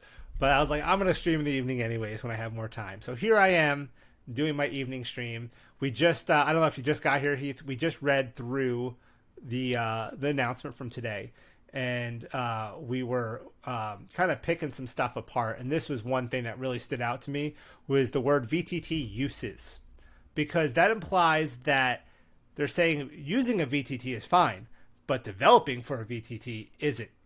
So I was like, wait a minute, like, how am I supposed to use a VTT if there's no content? Like, nobody can create content. Foundry can't even run 5e on there anymore. So what am I supposed to be using? So this right here was one of the big old kind of gotchas. And then obviously right here, this sentence, to me implies that they're grandfathering in old stuff, but they say nothing about moving forward. So that was two of the big pullouts that I got from all this. And then obviously there's a whole bunch of double talk and lies, and you sit on a throne of lies, Wizards of the Coast. But can you still pantomime? Yes. Can you? That is a good question. Can we still pantomime? So, anyways, it's been a week. Like I said earlier, I think it's been the longest Monday of my life this week.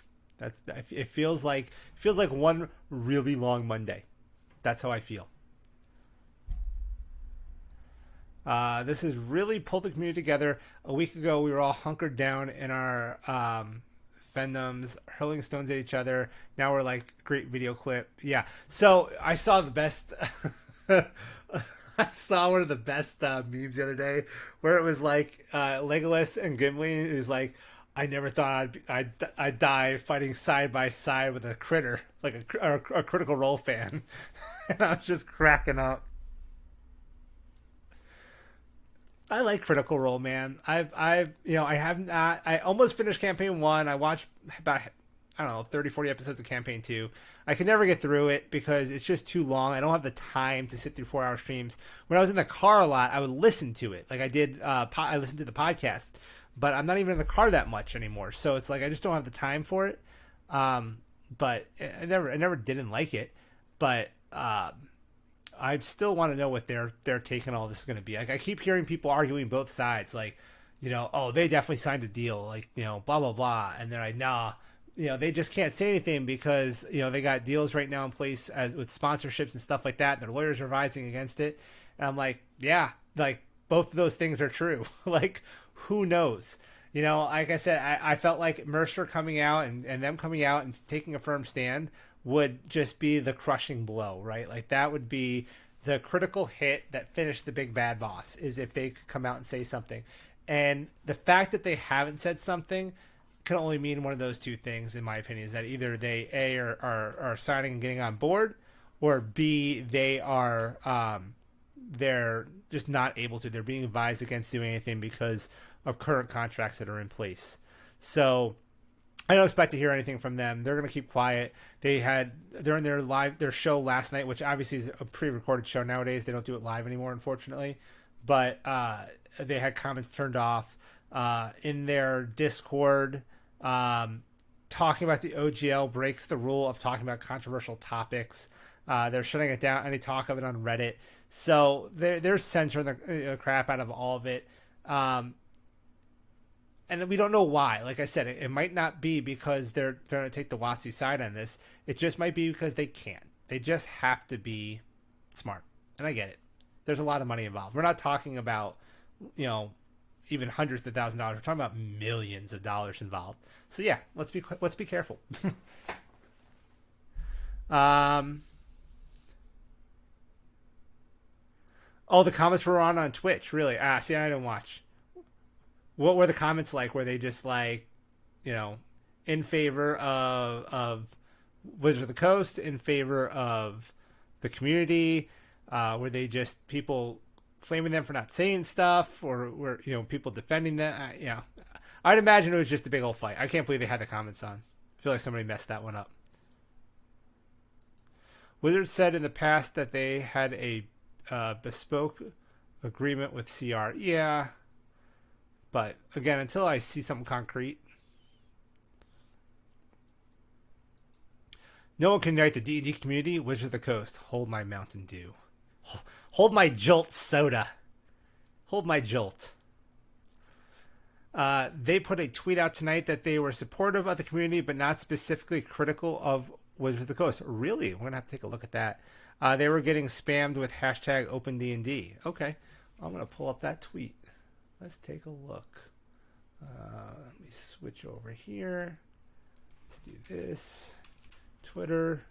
Let's go over to the Critical Rollers. Let's take a look. Critical Role. Okay.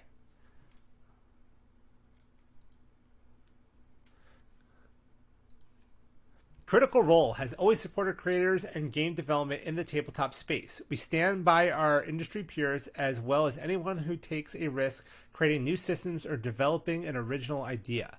The beauty of gaming comes from the opportunity to share inclusive, diverse, and compelling stories from a wide spectrum of creators.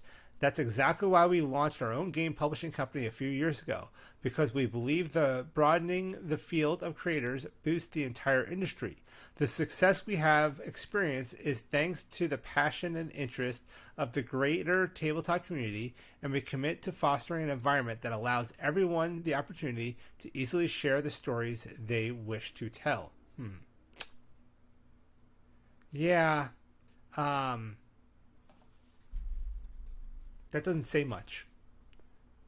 It really doesn't say much. Because, for instance, the success we've experienced is thanks to the passion and interest of the greater tabletop community, and we commit to fostering an environment that allows everyone the opportunity to easily share the stories they wish to tell. Well, according to Wizards of the Coast, if you sign up for all this stuff and you get on D&D Beyond, that's an opportunity to easily share the stories that you wish to tell, right? They're making it easier to share stories. Like, this is not a condemning of the OGL by any means. So I feel like this is nothing, unfortunately. I feel like this is a big old nuttin' sandwich. That's too bad. I was hoping for a strong statement. Did not get it.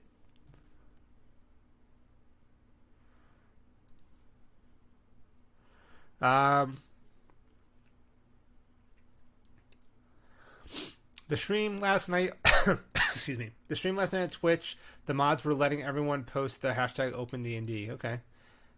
it's a safe response. It's not. Yeah, so is Wizards of the Coast response. I mean, we're not looking for safe, man. We're looking for leadership. We're looking for, you know, looking for something good. I don't know. I wish it was more than that. I really do. Mike, you said you sent me the Goodman Games announcement. Here we go. Let's look at theirs. Is this the old one though, or is this okay? No, this is the one with them joining Orc. All right, so let's look at that. So, hey gamers, so these guys we know are starting up a new open license. They're calling it Orc, or Open RPG Creative License. We are all piling the van to join in. There's plenty of room. Come on, everybody, get in the Orc van, join us. You know, joining Orc, I don't think means that you have to leave the OGL either. Like, if WoTC backtracks on the OGL and everything works out hunky-dory on an open gaming license, doesn't mean that we shouldn't still have Orc. Like, we can have both. You could put both in your books. The idea of Orc is that all these different people can use it and share their content. They share their systems, share different stuff across the community. So, I don't know. I like it. I like the idea of like a backup plan. You know, that's what it feels like, is a backup plan. Now, they had made another statement. Here, this one. I commented on the OGL. This is the one that I was kind of scratching my head on.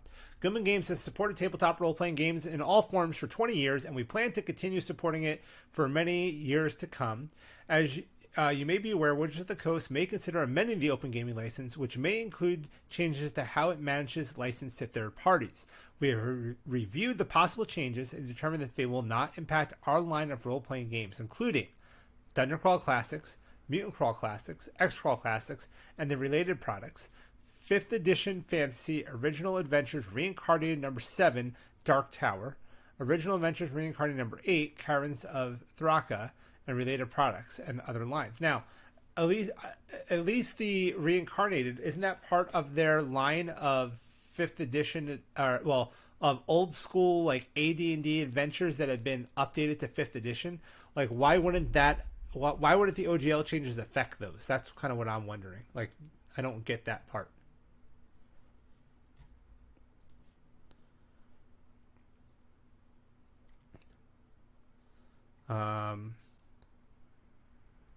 Where are we at in those comments?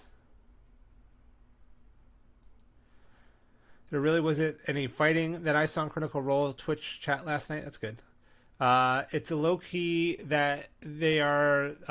It's low key that they are with third party creators. We'll see. I want to believe that Critical Role is on the right side of this. I really want to believe it, because they generally do take the high ground, right? They generally take the high ground and stuff. So I can't.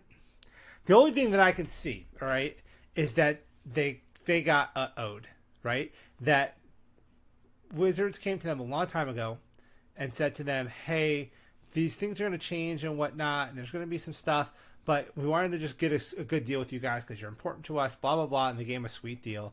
And maybe they didn't know the extent of how bad the deal was going to be for everybody else. So they signed this contract thinking, all right, cool. And now they're stuck. And then this other thing comes out and they're like, oh my God, what have we done by signing it? Like, yeah, we have a good deal, but we look like we're traitors to everybody else. Like, this is so bad for us now. So that's a possibility too, is that they kind of got tricked. I don't know. And if that's the case, I hope they sue the crap out of WoTC, but we'll see. So has anyone noticed that Pathfinder is giving 25% discount, the same percentage WoTC was going to take off the gross? It's such a good subtle troll. Yes, I did notice that. There's also, when you buy, there's a free world book that they give you too, like part of like a city book or something like that. I can't remember which one it was. But there is a book. Which one was it? I have it right here. It was one of the world guides. It was Lost Omens World Guide. You get for free when you make a purchase.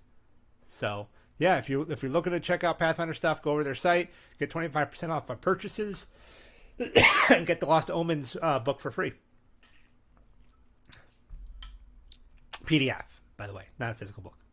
The tweet was an abstain vote. Yeah, they voted present.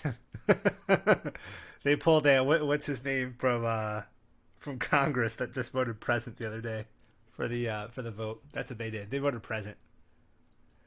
Let's see. I think there is plenty of leadership in the likes of Paizo. Yeah, I mean Paizo came out, right? They came out like Ant-Man busting through, man. The video was so great. I wish I was in it, but I'm just not that big. But yeah. Paizo, and Kobold Press. I was just put it out there. Kobold Press threw their flag up first. I think they even before Matt Cavell, I think. But Kobold Flag Kobold Press put the flag in the ground first. I'm hanging my black flag right here. So I'm excited to see what they do. I'm a big Kobold Press fan. But in all honesty, I hope in the end they can continue to make 5e content as well. It'd be nice to have both. And again, it's possible that Black Flag is going to be compatible with 5e in some form. Don't know. We know nothing yet.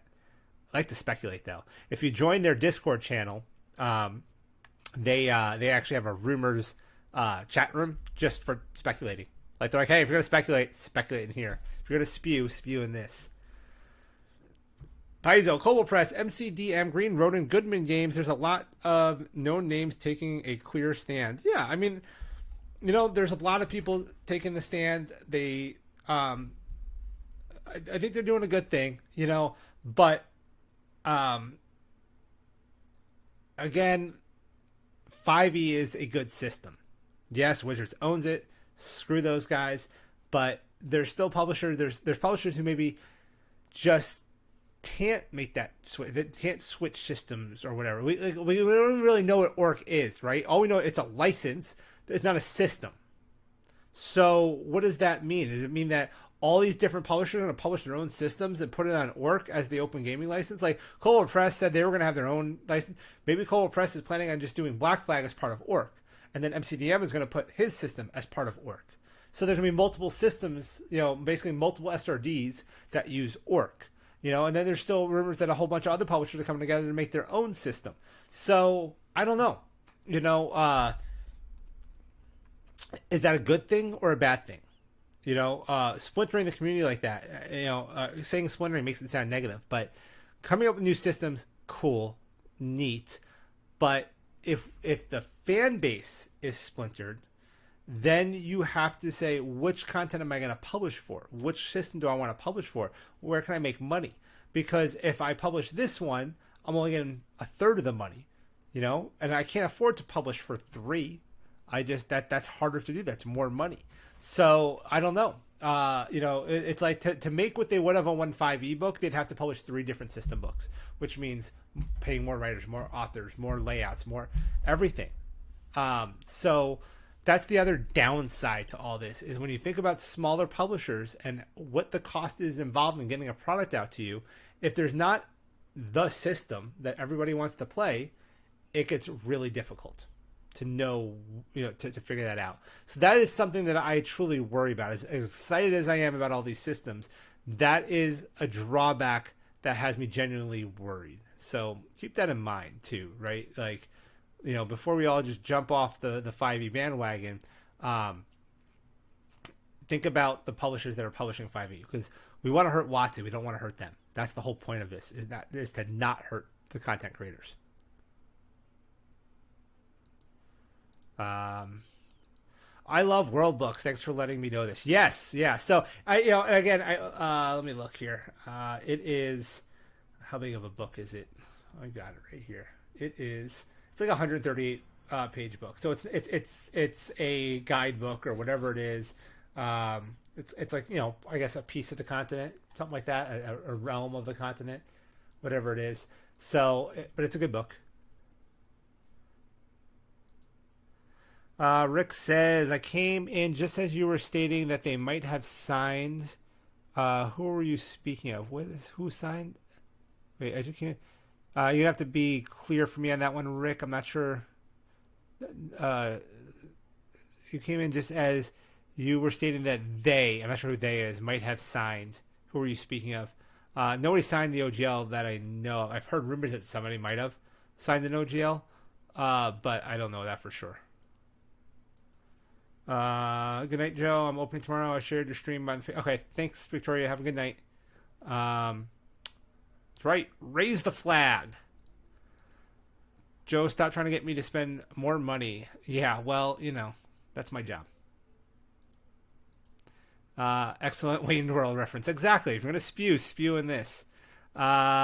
Splintering the community is bad because the average player is less likely to learn a new system than the brilliance of the OGL that Ryan Dancy understood 23 years ago. Exactly. Yeah. It's really like I think it's cool that people want to try new games and expand. And, there's people making those other systems, and I want to support them too. But I also want to keep in mind that the people being affected by the OGL, are the people that are producing essentially mostly 5e content. The majority of it is 5e content creators.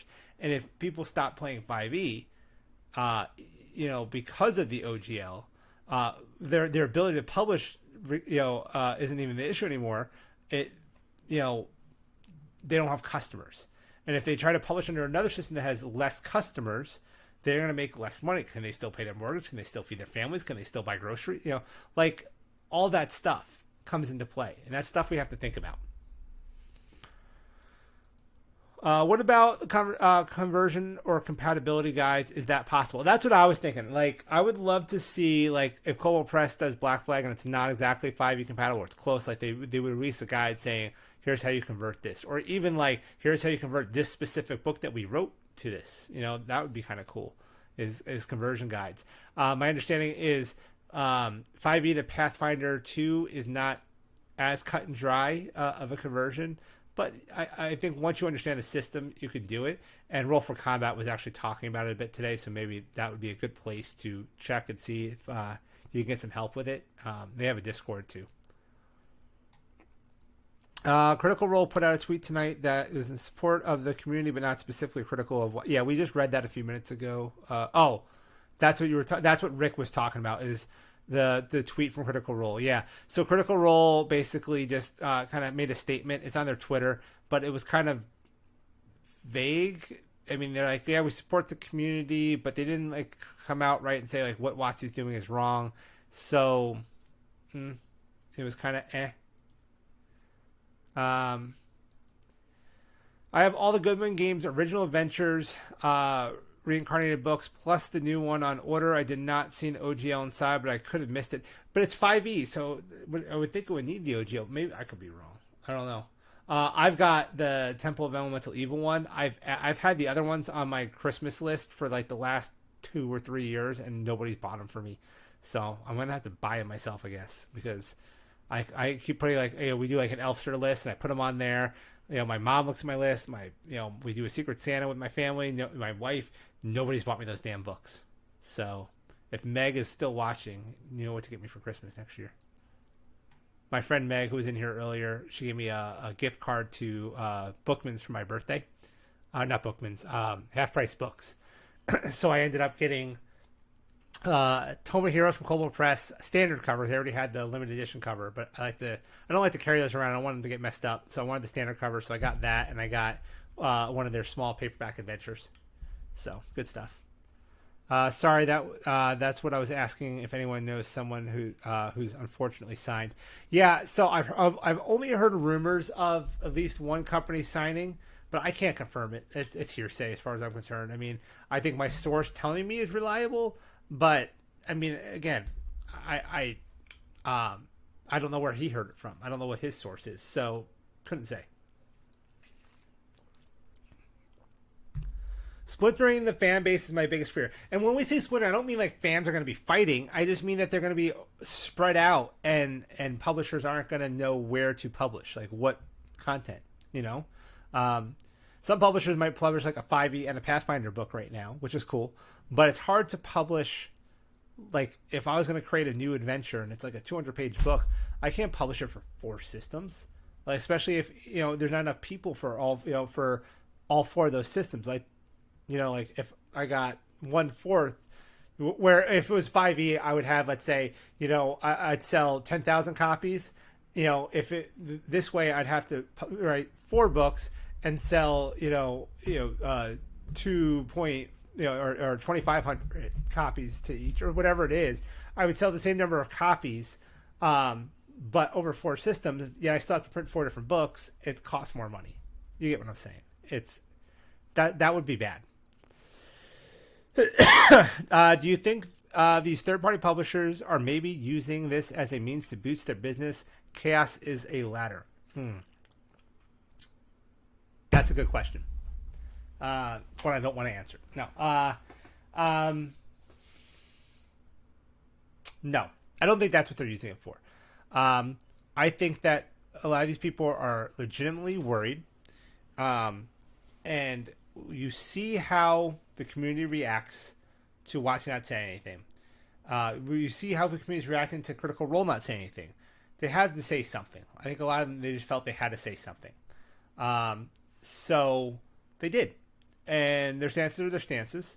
I think, covering your bases isn't the worst thing. If WoTC comes out next week and says, you know what, you guys win, like 1.108 stays, use it for 6E2.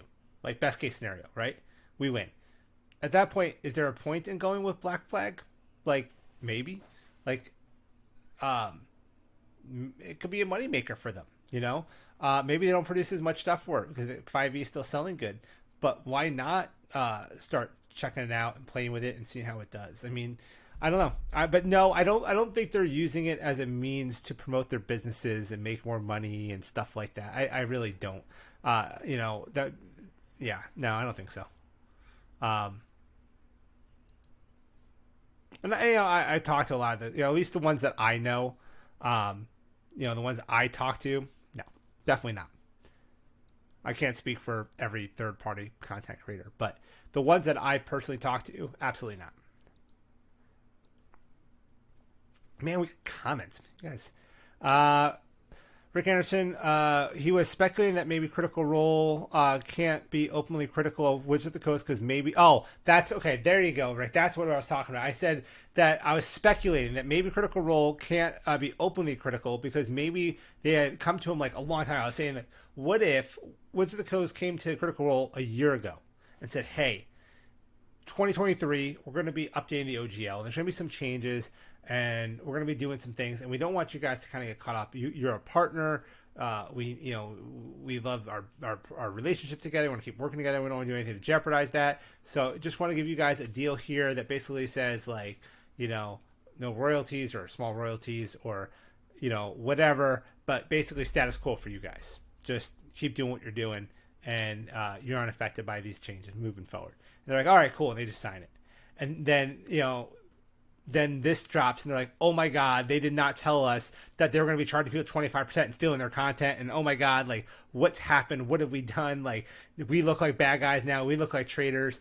Like, that's possible that basically WoTC tricked them. I mean, again, I'm speculating. It's just a possibility. Could be completely wrong. This is me. This is my mind going crazy on a Friday night after the longest week ever. I have all adventures reincarnated. It doesn't need the OGL because it's directly licensed from WoTX. Okay, well, that's good to know. I should bust mine open and take a look at that. I wish they would put those out in PDFs, though. Really do. Well, OAR includes all the original printed material, often multiple editions of it, plus a 5e conversion. Yeah, it does. That's what I like about it, is that you get all those old versions and the 5e version and all the art and the history and story. I mean, they're so cool. I picked up the Temple of Elemental Evil one, and I freaking love it. But I really wanted the Borderlands one. It's probably the one I want the most. They have reprints of the original adventures, typically in their their 1 and 3rd and 4th printing, and then they bring it into the 5e. Also note the license they have from WoTC is book only. Okay. Oh, okay. There is no PDF for the original adventures. Yeah, I wish there was. I'm guessing it was done under a special license from Wizards of the Coast, and whoever owns the rights to Dark Tower for that one. Yeah. So I haven't followed the Dark Tower one. Is that going to be a 5e adventure? Are they going to make it into a 5e adventure, or is it going to be a different system? The ORC is inspiring. The orc, we'll say the orc is inspiring. Makes me want to try to write a new class. I was a huge fan of the original Cavalier in Pathfinder 1e, and I'm not as into it as an archetype in 2e. Want to try my hand at it. Yeah, and that's the thing with orc is I'm wondering because doesn't Paizo already have their own OGL essentially for their content as it is, like before orc? Like, can't you can write Pathfinder 2 stuff. I think the idea of orc was to be, rather than just for Paizo, it's for everybody. Anybody who wants to use it and include their original content or their game systems in it can. The quality of Goodman Games books is amazing. Makes WoTC books look like cheap knockoffs by comparison. That's because WoTC books are cheap. Let's face it. I mean, don't get me wrong. Some of the WoTC books have amazing art. I got most of the LE books. I like the books, but come on, can we do some sewn in bindings? The glued in pages are crap. Like, the build quality of the books is crap compared to any third party publisher book I've ever bought.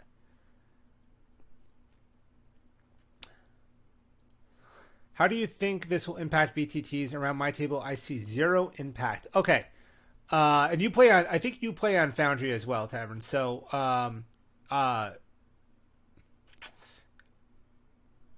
if I'm interpreting it right, they are still not going to allow Foundry to use OGL 1.0a, and they will have to cease using the 5e rule system on their platform.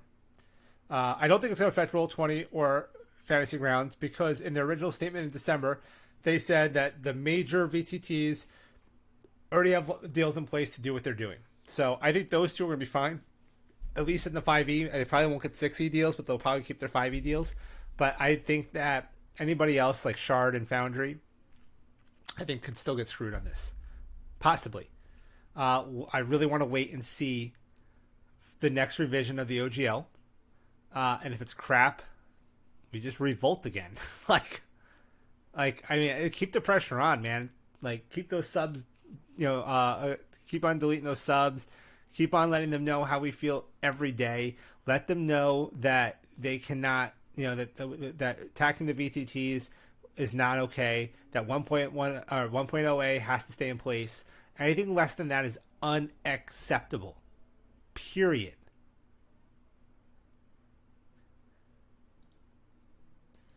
I wonder if Goodman Games will be able to get those licenses going forward. Good question. I think so. Maybe that's why they weren't too worried about it. I don't know, because that's not something WoTC's ever planning on doing. Like those type of projects, that's not a WoTC thing. That costs too much money and time to do. They make both 5e and DCC versions of Dark Tower. Okay, cool. I wasn't sure if it was just going to be just DCC or if they were going to do 5e too. So. My first player handbook fell apart in weeks. Mine too. My first player handbook fell apart. And to WoTC's credit, they sent me a brand new one for free. I sent them pictures and they said, here's a new book. Missed the days when WoTC had integrity. I do, but also in person. Yeah. So, and I do too, right? You see my videos. I use Foundry in person at the table. I use, when I'm at the table, the map's on the table on my TV. And I'm, behind the screen, I've got the adventures input, and I'm reading off of that. And I use the initiative tracker, even though everybody else is using character sheets or D&D Beyond or paper sheets and minis on the TV. I've using in Foundry initiative tracking and stuff like that. Although we're probably not going to use D&D Beyond at the table anymore. Is it just me, or does the D&D Beyond VTT preview looks suspiciously like Tailspire. Yeah, it does, doesn't it? Coincidentally. But I don't know if Tailspire uses Unreal. And is it just me, or is it ironic that that they're making their VTT using the Unreal Engine's open gaming license? 100%.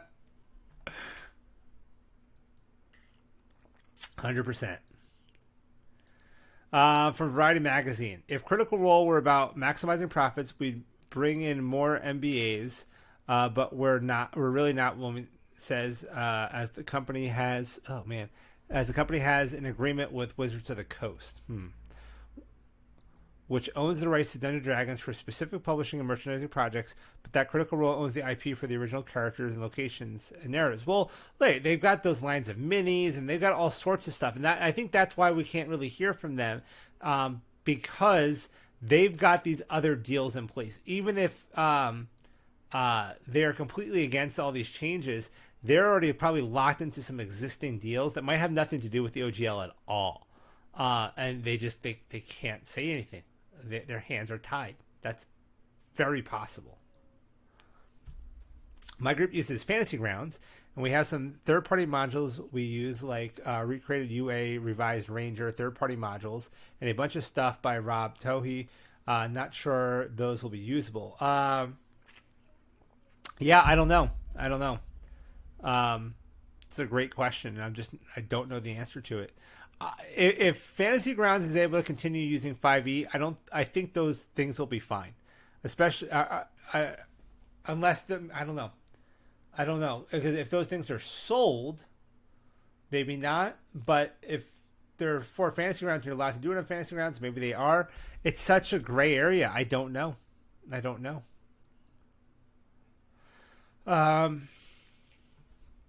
I had some experience with Rime of the Frost Maiden. First book was crap. They were great about sending a new one. Second book was better, but not great. I just gave up at that point. Yeah, and there's another selling point of going digital. Maybe if we sell crappy enough books, everybody will just go digital.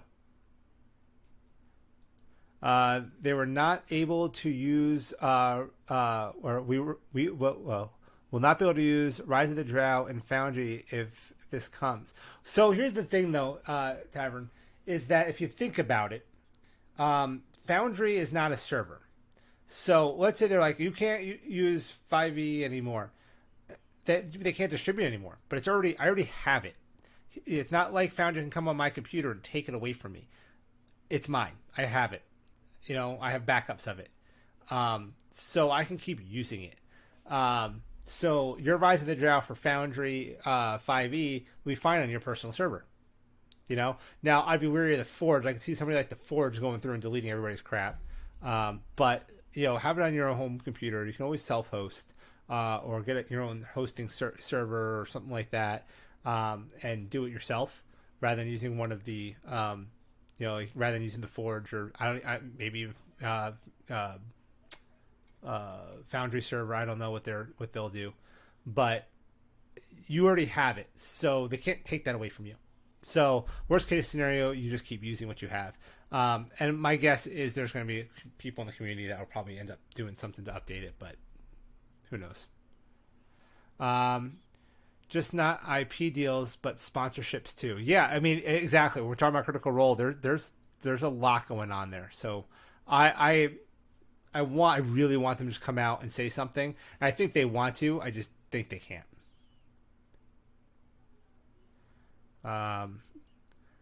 Hey babe, my wife's here. Yeah, our game setup is cool, man. We have fun. And by the way, actually, I'm gonna go back to my wife's comment here. So we're talking about learning new systems, and that could be a challenge, right? And it's like us as DMs, sure. I'll bust open a book, I'll learn a new system, no big deal. Teaching that to my players, that's another story. And it's funny because we haven't played our campaign at home with my wife and her friends and stuff for, almost a year. And we sat down at the table. My wife goes to me, I don't remember what to do. And I'm like, tell me what you want to do and I'll tell you what to roll. And really, that's the only answer you need as a DM. If you know the rules, don't worry about your players. If they understand the concept of what the game is and how to role play, just be like, yeah, just tell me what you want to do. I'll tell you what to roll. And that's all you got to do. start rolling some dice, man. You're like, yeah, roll a d20, add that over to it, and and then by the end of the session, they'll get it. A couple sessions, they'll be experts, but that's all you got to do. Tell me what you want to do. I'll tell you what to roll. They were sold products, yeah. Foundry should still be able to support 5e modules, though character sheets, stat blocks, etc. Foundry should be able to support 5e modules through character sheets, stat blocks, etc. Yeah, but if the 5e system isn't on there, like those modules need the system to run. So that's the thing. You'll have to keep the system on there. Like you'll have to keep that 5e game system folder in there. And if Foundry can't distribute anymore, they can't update it anymore, that's going to be a problem because eventually Foundry might update and it'll break the system. And you're going to have to figure out how to fix that yourself, or somebody's going to have to figure out how to fix that and get it out to everybody. And, then does that get into pirating? I don't know. That's so gray. That's why they should just leave this alone. Like, why are you guys creating drama where there doesn't need to be drama? Just leave it alone.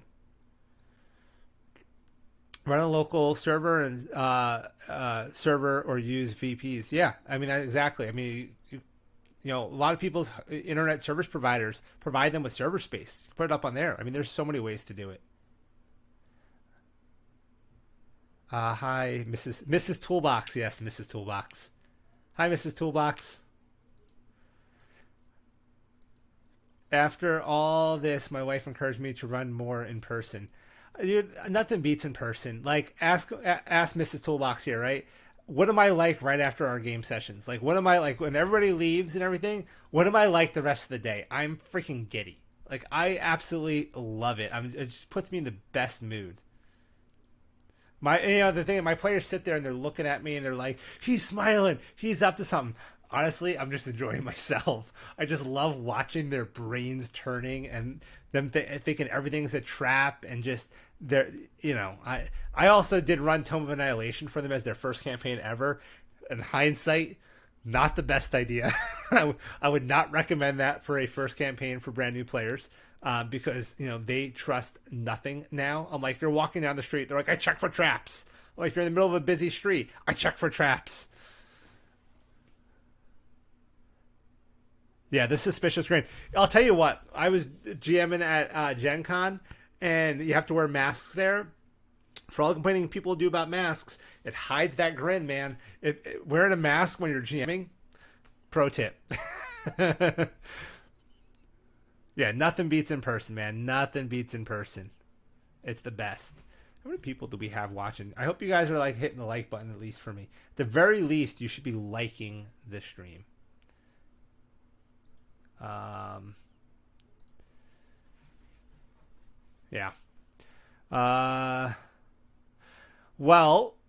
Thank you, Tavern, for liking my work on Foundry. I've been working on Roltmore, which is AEW's newest Kickstarter. Coming out. If some of you may have gotten to join the AEW Discord during their stage event, and I got to show off some screenshots. If you're not, go over to aewgames.com, click on the link for Discord, join their Discord server, and take a look. I posted a bunch of screenshots of what's coming out for that for Foundry. I've stylized it a lot to match the book. The layout is amazing. I'm really, really proud of the work I'm doing with that. So I'm hoping that we will have no issues getting that in front of people, because man, is it good. Like, I put so much work into it and it looks so good. I can't wait to do that for Rise of the Drow as well. I'm really looking forward to giving my update to Rise of the Drow. Thank you for liking and subbing. I really, really appreciate it. I'm guessing I'm supposed to have notifications that pop up when you guys like sub and stuff. I'm wondering if maybe I turned them off. Maybe that's why. There's supposed to be a thing that pops up when you guys sub. But it's new.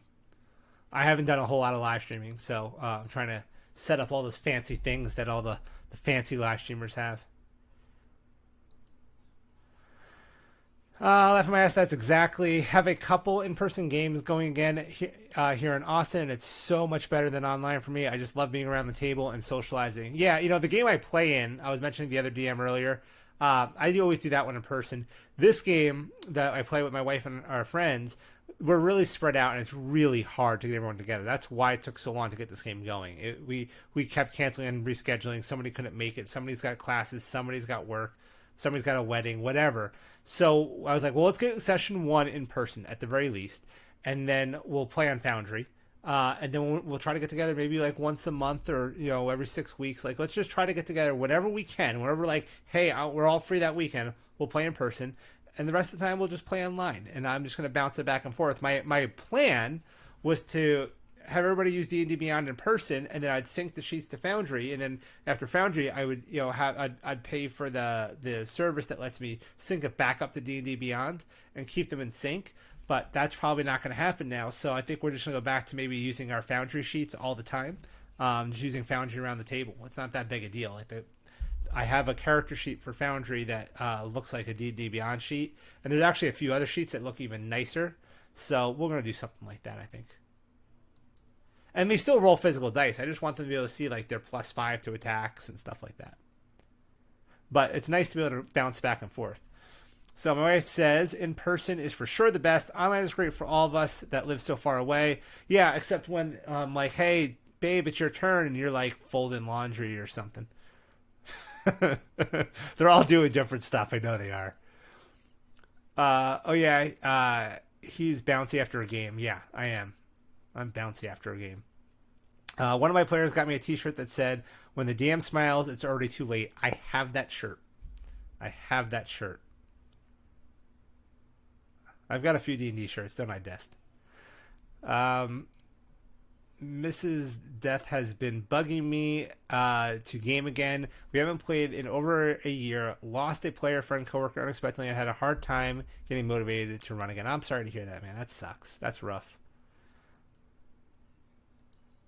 Yep, there she is. She's like, he has that shirt too. I've been trying to get. I've been getting more into board games, right? Like I've got some of the D&D board games, but I've also got like Gloomhaven, Goonies board games, super fun. I got a few like smaller games, like I just bought Chameleon, and I'm trying to get the family to play them with me, and I cannot get them to want to play. And I really want to start doing more board games. One of my old friends, he's actually got a gaming business. They produce like dice bags and like gaming bags, and they've got some D&D content. I've covered a few of their things. And right now they're actually producing a full-on gaming table. Like go to my TikTok. Go to tiktok.com/@DMToolbox, and you'll see I did a TikTok where they have these gaming tables that you can get that are just acrylic, and they're printing like graphics on it. Like they're doing a map, but you can do custom graphics. Like I'm gonna do the whole Midgard world map on mine, and it's super super cool. But anyways, Thursday nights I should have gone last night, but I just wasn't up for it. I go over to his offices and we play board games, and like we played this one a couple weeks ago. I don't know what it was called. It was like a space exploration one where you're flipping hex tiles and moving your ships around. It was like a 6-hour game, and it was amazing. And I'm like, this is fun. Thank you. I appreciate the subs. I want to stream Rollmark with the new mechanic. Yeah, I'm trying to build. There we go. Hey, look, there it works. It works. Thank you for the sub. Thank you. So I want to stream Rollmark with the new mechanics. So I've built it now so that I have a macro that'll allow you to flip the tokens. So if they're in one state or the other, just a quick macro, and then you go into your effects tab and you can enable and disable which state they're in between flow and stagnation in order to get different abilities and effects on there. So it's super cool. And plus everything's all colored, so everything like it's all blue or green text, so you know what's what. What, in your opinion, makes Foundry so good? Never tried it. Okay. So, and you use Roll20, so you're a great starting point. So that's what I started with Roll22, and I wrote a bunch of macros for Roll20, and I got my videos on YouTube before I started this channel are Roll20 videos on creating macros, and they're really good. And I know a lot of people use those macros still. So anyways, what makes Foundry so good is, first off, it's very similar, except things like dynamic lighting. Well, first off, everything is built in. There's no pay gate. You buy Foundry, $50, you have the license.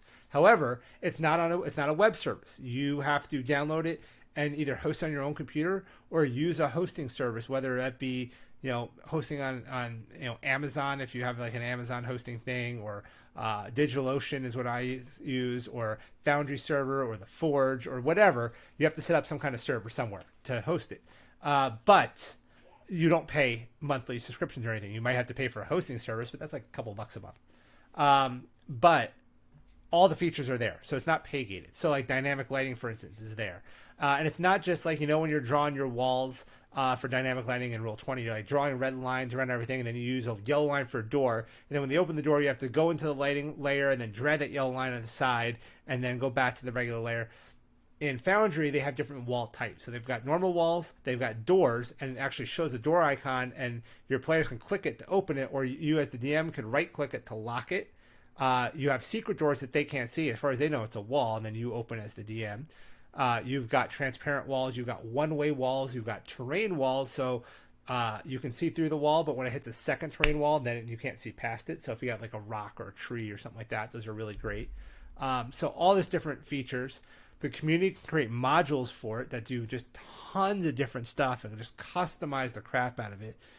The list goes on and on. I could talk about Foundry for an hour and still not cover everything that's amazing about it. Start watching videos. I should make more videos on it, but just start watching videos. You can also automate a lot of stuff, which is great. So just watch tons and tons of videos. Foundry automates more than Roll20. That's the short answer. Based on comparisons to pretty much all the other VTTs, Foundry lets you do so much. It's really expandable and puts pretty much everything into one location. Yeah, it's amazing. If anything good comes out of the OGL Firestorm, it's a rekindling of that fire. Yeah. Am I rude? Was I the rude one, Dest? I'm rude. She calls me rude all the time. It's only because I pick on her. Just picked up Zombicide 2nd edition board game during the holidays for the family. Cool game. Players work together to not against each other. Yeah, I like co-op games. That's what I like about all the new board games. I like the whole co-op aspect of it. Foundry is so versatile. You can run it locally on a PC or run it on VPS like DigitalOcean. Yeah, which is what I do. Well, I use Foundry server, but I also have my own one on DigitalOcean that I use for like my development stuff. So, Mike, you're going to bed? All right, have a good night. I'll hit you up tomorrow. Foundry is also system agnostic. Yeah. Well, and the other thing about Foundry is that it's not just D&D 5e. I mean, there's 100 different systems on there. I mean, everything is on there, man. Like Pathfinder 2 is on there, and when you buy it, it comes with not only Pathfinder 2 is on there, but there's some free games for it, I think, on there. There's just so much stuff. And then, I mean, Pathfinder 1, there's old school stuff on there. Everything is on there. Everything is on there. There's so many systems, and people constantly developing new ones. Where can we get access to your Foundry modules? So the stuff I've built has been for AAW Games and Cobalt Press. So you have to buy it from them. So you can go to aawgames.com or cobaltpress.com. I developed Creature Codex for Cobalt Press, and I developed Rise of the Drow, Survivalist Guide to Splunking, Riders of the Underdark, and Applied Aggregate and Splunking for AAW. And I've got the newest one is Roltmark that should be coming out later this year. Yes, you called me out for doing lunch during our game. Was I wrong? Foundry modules are searchable, yeah. But most of them require a license. So you need, like, the ones that premium modules like the ones I've created are purchasable ones. They're not the free modules. So, like, free modules that people make to improve the games, like functionality and stuff, when you're in Foundry, you just go to a modules tab and you search for the one you want and you click install. But like if you want to get Creature Codex from Cobalt Press, you have to go buy that on their website, and they're going to give you a license key. You go to foundry.com or foundryvtt.com into your account, and you enter that, and it unlocks it. Then when you go and search it, because it would be searchable anyways, but it would be grayed out because you don't own it. Once you have the key in your account, it'll let you install it. So that's how it kind of works. They came out with a really interesting response to the OGL issue, by the way. Who did? Foundry did? Was that a new one? Because I saw Atropos post something a couple days ago, but I haven't seen any kind of answer to anything. How do you think OGL will impact Gen Con? I don't think it will impact Gen Con much. If anything, I think it's going to energize it. But yeah, I don't see it impacting it much. Because especially with the latest developments of still being able to sell, at the very least, your old content being grandfathered in, that means that, AW is still going to be there selling their books, and Cold Press is still going to be there selling their books. So from a 5e side of things, and from a just anything that uses the OGL side of things, I think we'll be all right, at least for this year. Moving forward, we'll see what happens. How would Wizards of the Coast prevent people from making their own 5e stuff on Foundry? It's not making the 5e stuff because you have to have the system, right? The 5e SRD, it's a game system. So when we go into Foundry and I create a game, I'm like, all right, I'm going to create a new world. I'm going to play a game. The first thing I do is I name it. So this one's going to be called, DM Toolbox's World of Adventure. And then I have to say which game system it uses. And those game systems are coded. It's a bunch of code so it knows the rules. It knows which character sheets to show you. It knows how saving throws work and classes work and all that stuff. It's all coded in there to work. So if they can't distribute that anymore, that's the problem. Now, if I already have it, I have it. It's just a folder on my drive. So, but could it get outdated? Could an update to Foundry possibly break that? Absolutely. So it could eventually break. But yeah, so a cease and desist, yeah, but again, I already have it. Like, they can tell Foundry to stop, but they can't tell Joe to stop using it at home. I mean, they even said that me using it's fine. It's just that no one's, but they might say that I can't create new content for that. Cobalt Press can't, put Deep Magic Volume 2 on there or something crazy. I don't know. I don't know what it means yet. Nobody knows what it means yet. We'll have to find out. For my new players, the character mancer in Roll20 was really useful. Does Foundry have that kind of stuff, or do you do it manually? Yes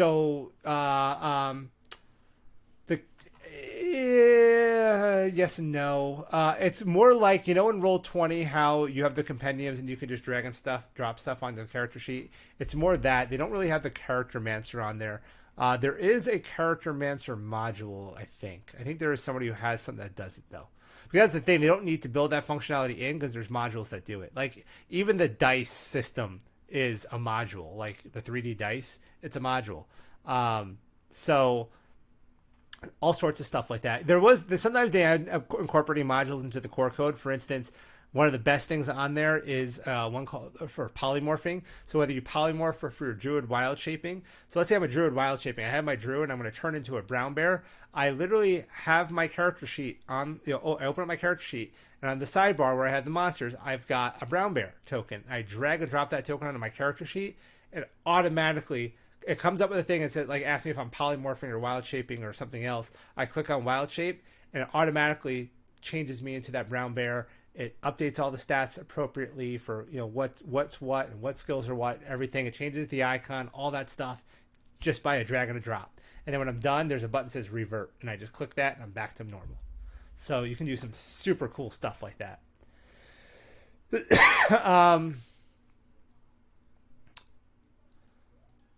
Was kind of prompting you to put a few links up in your modules. I'll drop some stuff here. They're reaping the orc. Okay, awesome, thank you. Oh, that druid thing sounds awesome. Yeah, it does. That druid thing is super cool. So here, let's do this. Let's go to Cobalt Press's site first. So cobaltpress.com. And then we're going to go into their store. Let me do this. I guess I could give you my referral link, but I have so many referrals I'll never use. So let's see here. It's Creature Codex. And here it is. So here's the link to Creature Codex for Foundry from Cobalt Press that I developed. And then if I do AAWs, let's see here. Rise of the Drow. This is the big one. It's the Rise of the Drow one. And you can look for some of the other. Oh, I'll put the two big ones on there.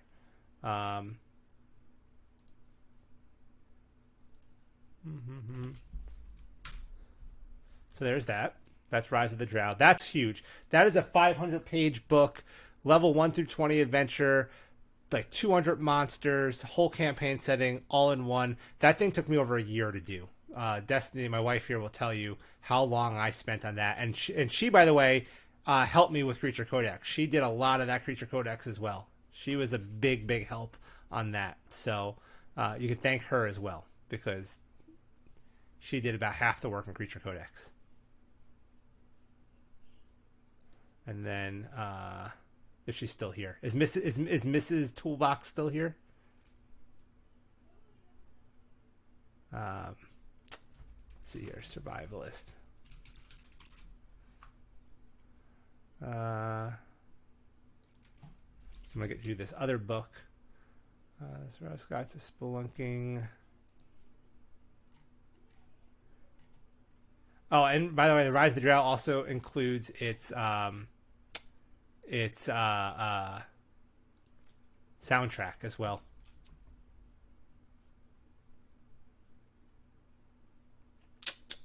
Too many windows open. So there's Survival Scott Spelunking. There's a couple other smaller ones on there too. But if you browse around the AAW site, their 5e stuff, you'll see.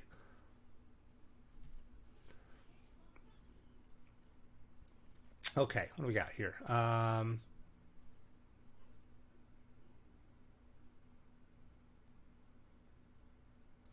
Remember when D&D Beyond came out with digital dice? Thought, gee, we've had Foundry for a while. Yeah, I know, right? Yet there were some cool digital dice, and I did buy a few of them. Because I was like, oh, these are cool.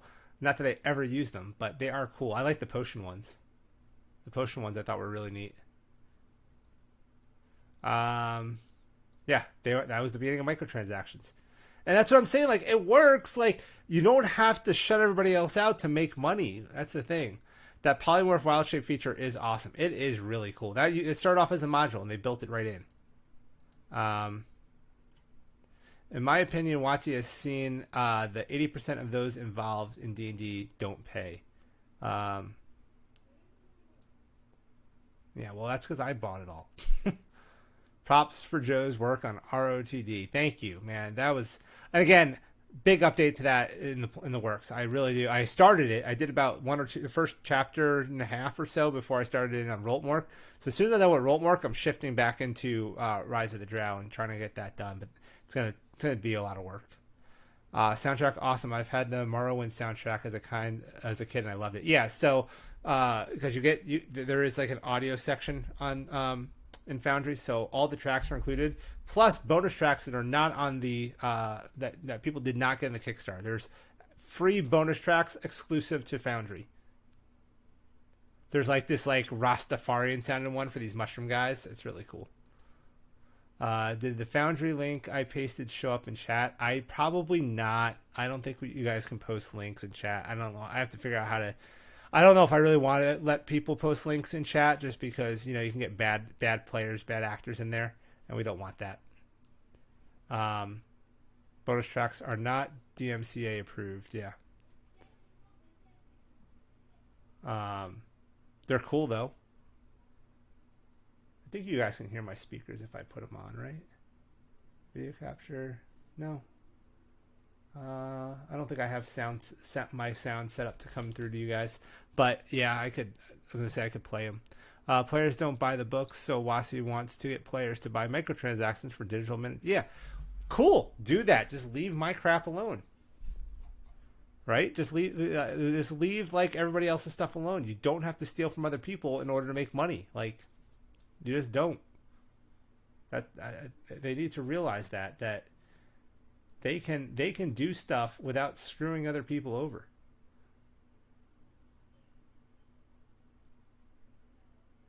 I wonder if that'll look a little better.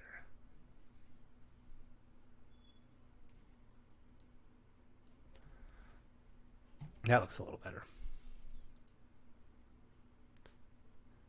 Yep. DMs generally pay for everything. Tell me about it. At least I get free beer out of it. DMs leave, the players will buy nothing. I know. It's true. All right, what time is it? How long have we been going? You know what? We're teetering off here, guys. All right. I think I'm gonna call it a night because I want to go spend some time with my wife. It's Friday night, and I told her I wanted to hit the hot tub tonight, so I'm gonna do that. So appreciate you guys hanging out. Let's see what happens next week with the OGL. I'll probably try to do one stream during the week, maybe. Definitely when we get more news, I will. If more news breaks, I will do a stream. That I'll promise you that. If anything breaks, I'll do a stream. Aside from that, if it's slow and I'm just bored and I got time, I'll do a stream. But I'd like to at least stay on top of the news. So let's see what happens. Appreciate you guys hanging out. I appreciate the subs. I appreciate the likes. Check out some of the videos on the channel while you're at it, and we'll see what we get going here in the near future. And then, yeah, if you want to show your support, I don't have memberships or anything like that, but I do have like tipping and stuff like that up. If you want to show your support for the channel, you can. I did like the super chats and stuff like that. So, but that's it for now, guys. So have a good night. I appreciate you all. Stay strong. Nothing less than the 1.0A being untouched. That's our baseline demand. So keep that in mind. And hashtag #1D or hashtag open D&D. All right, later.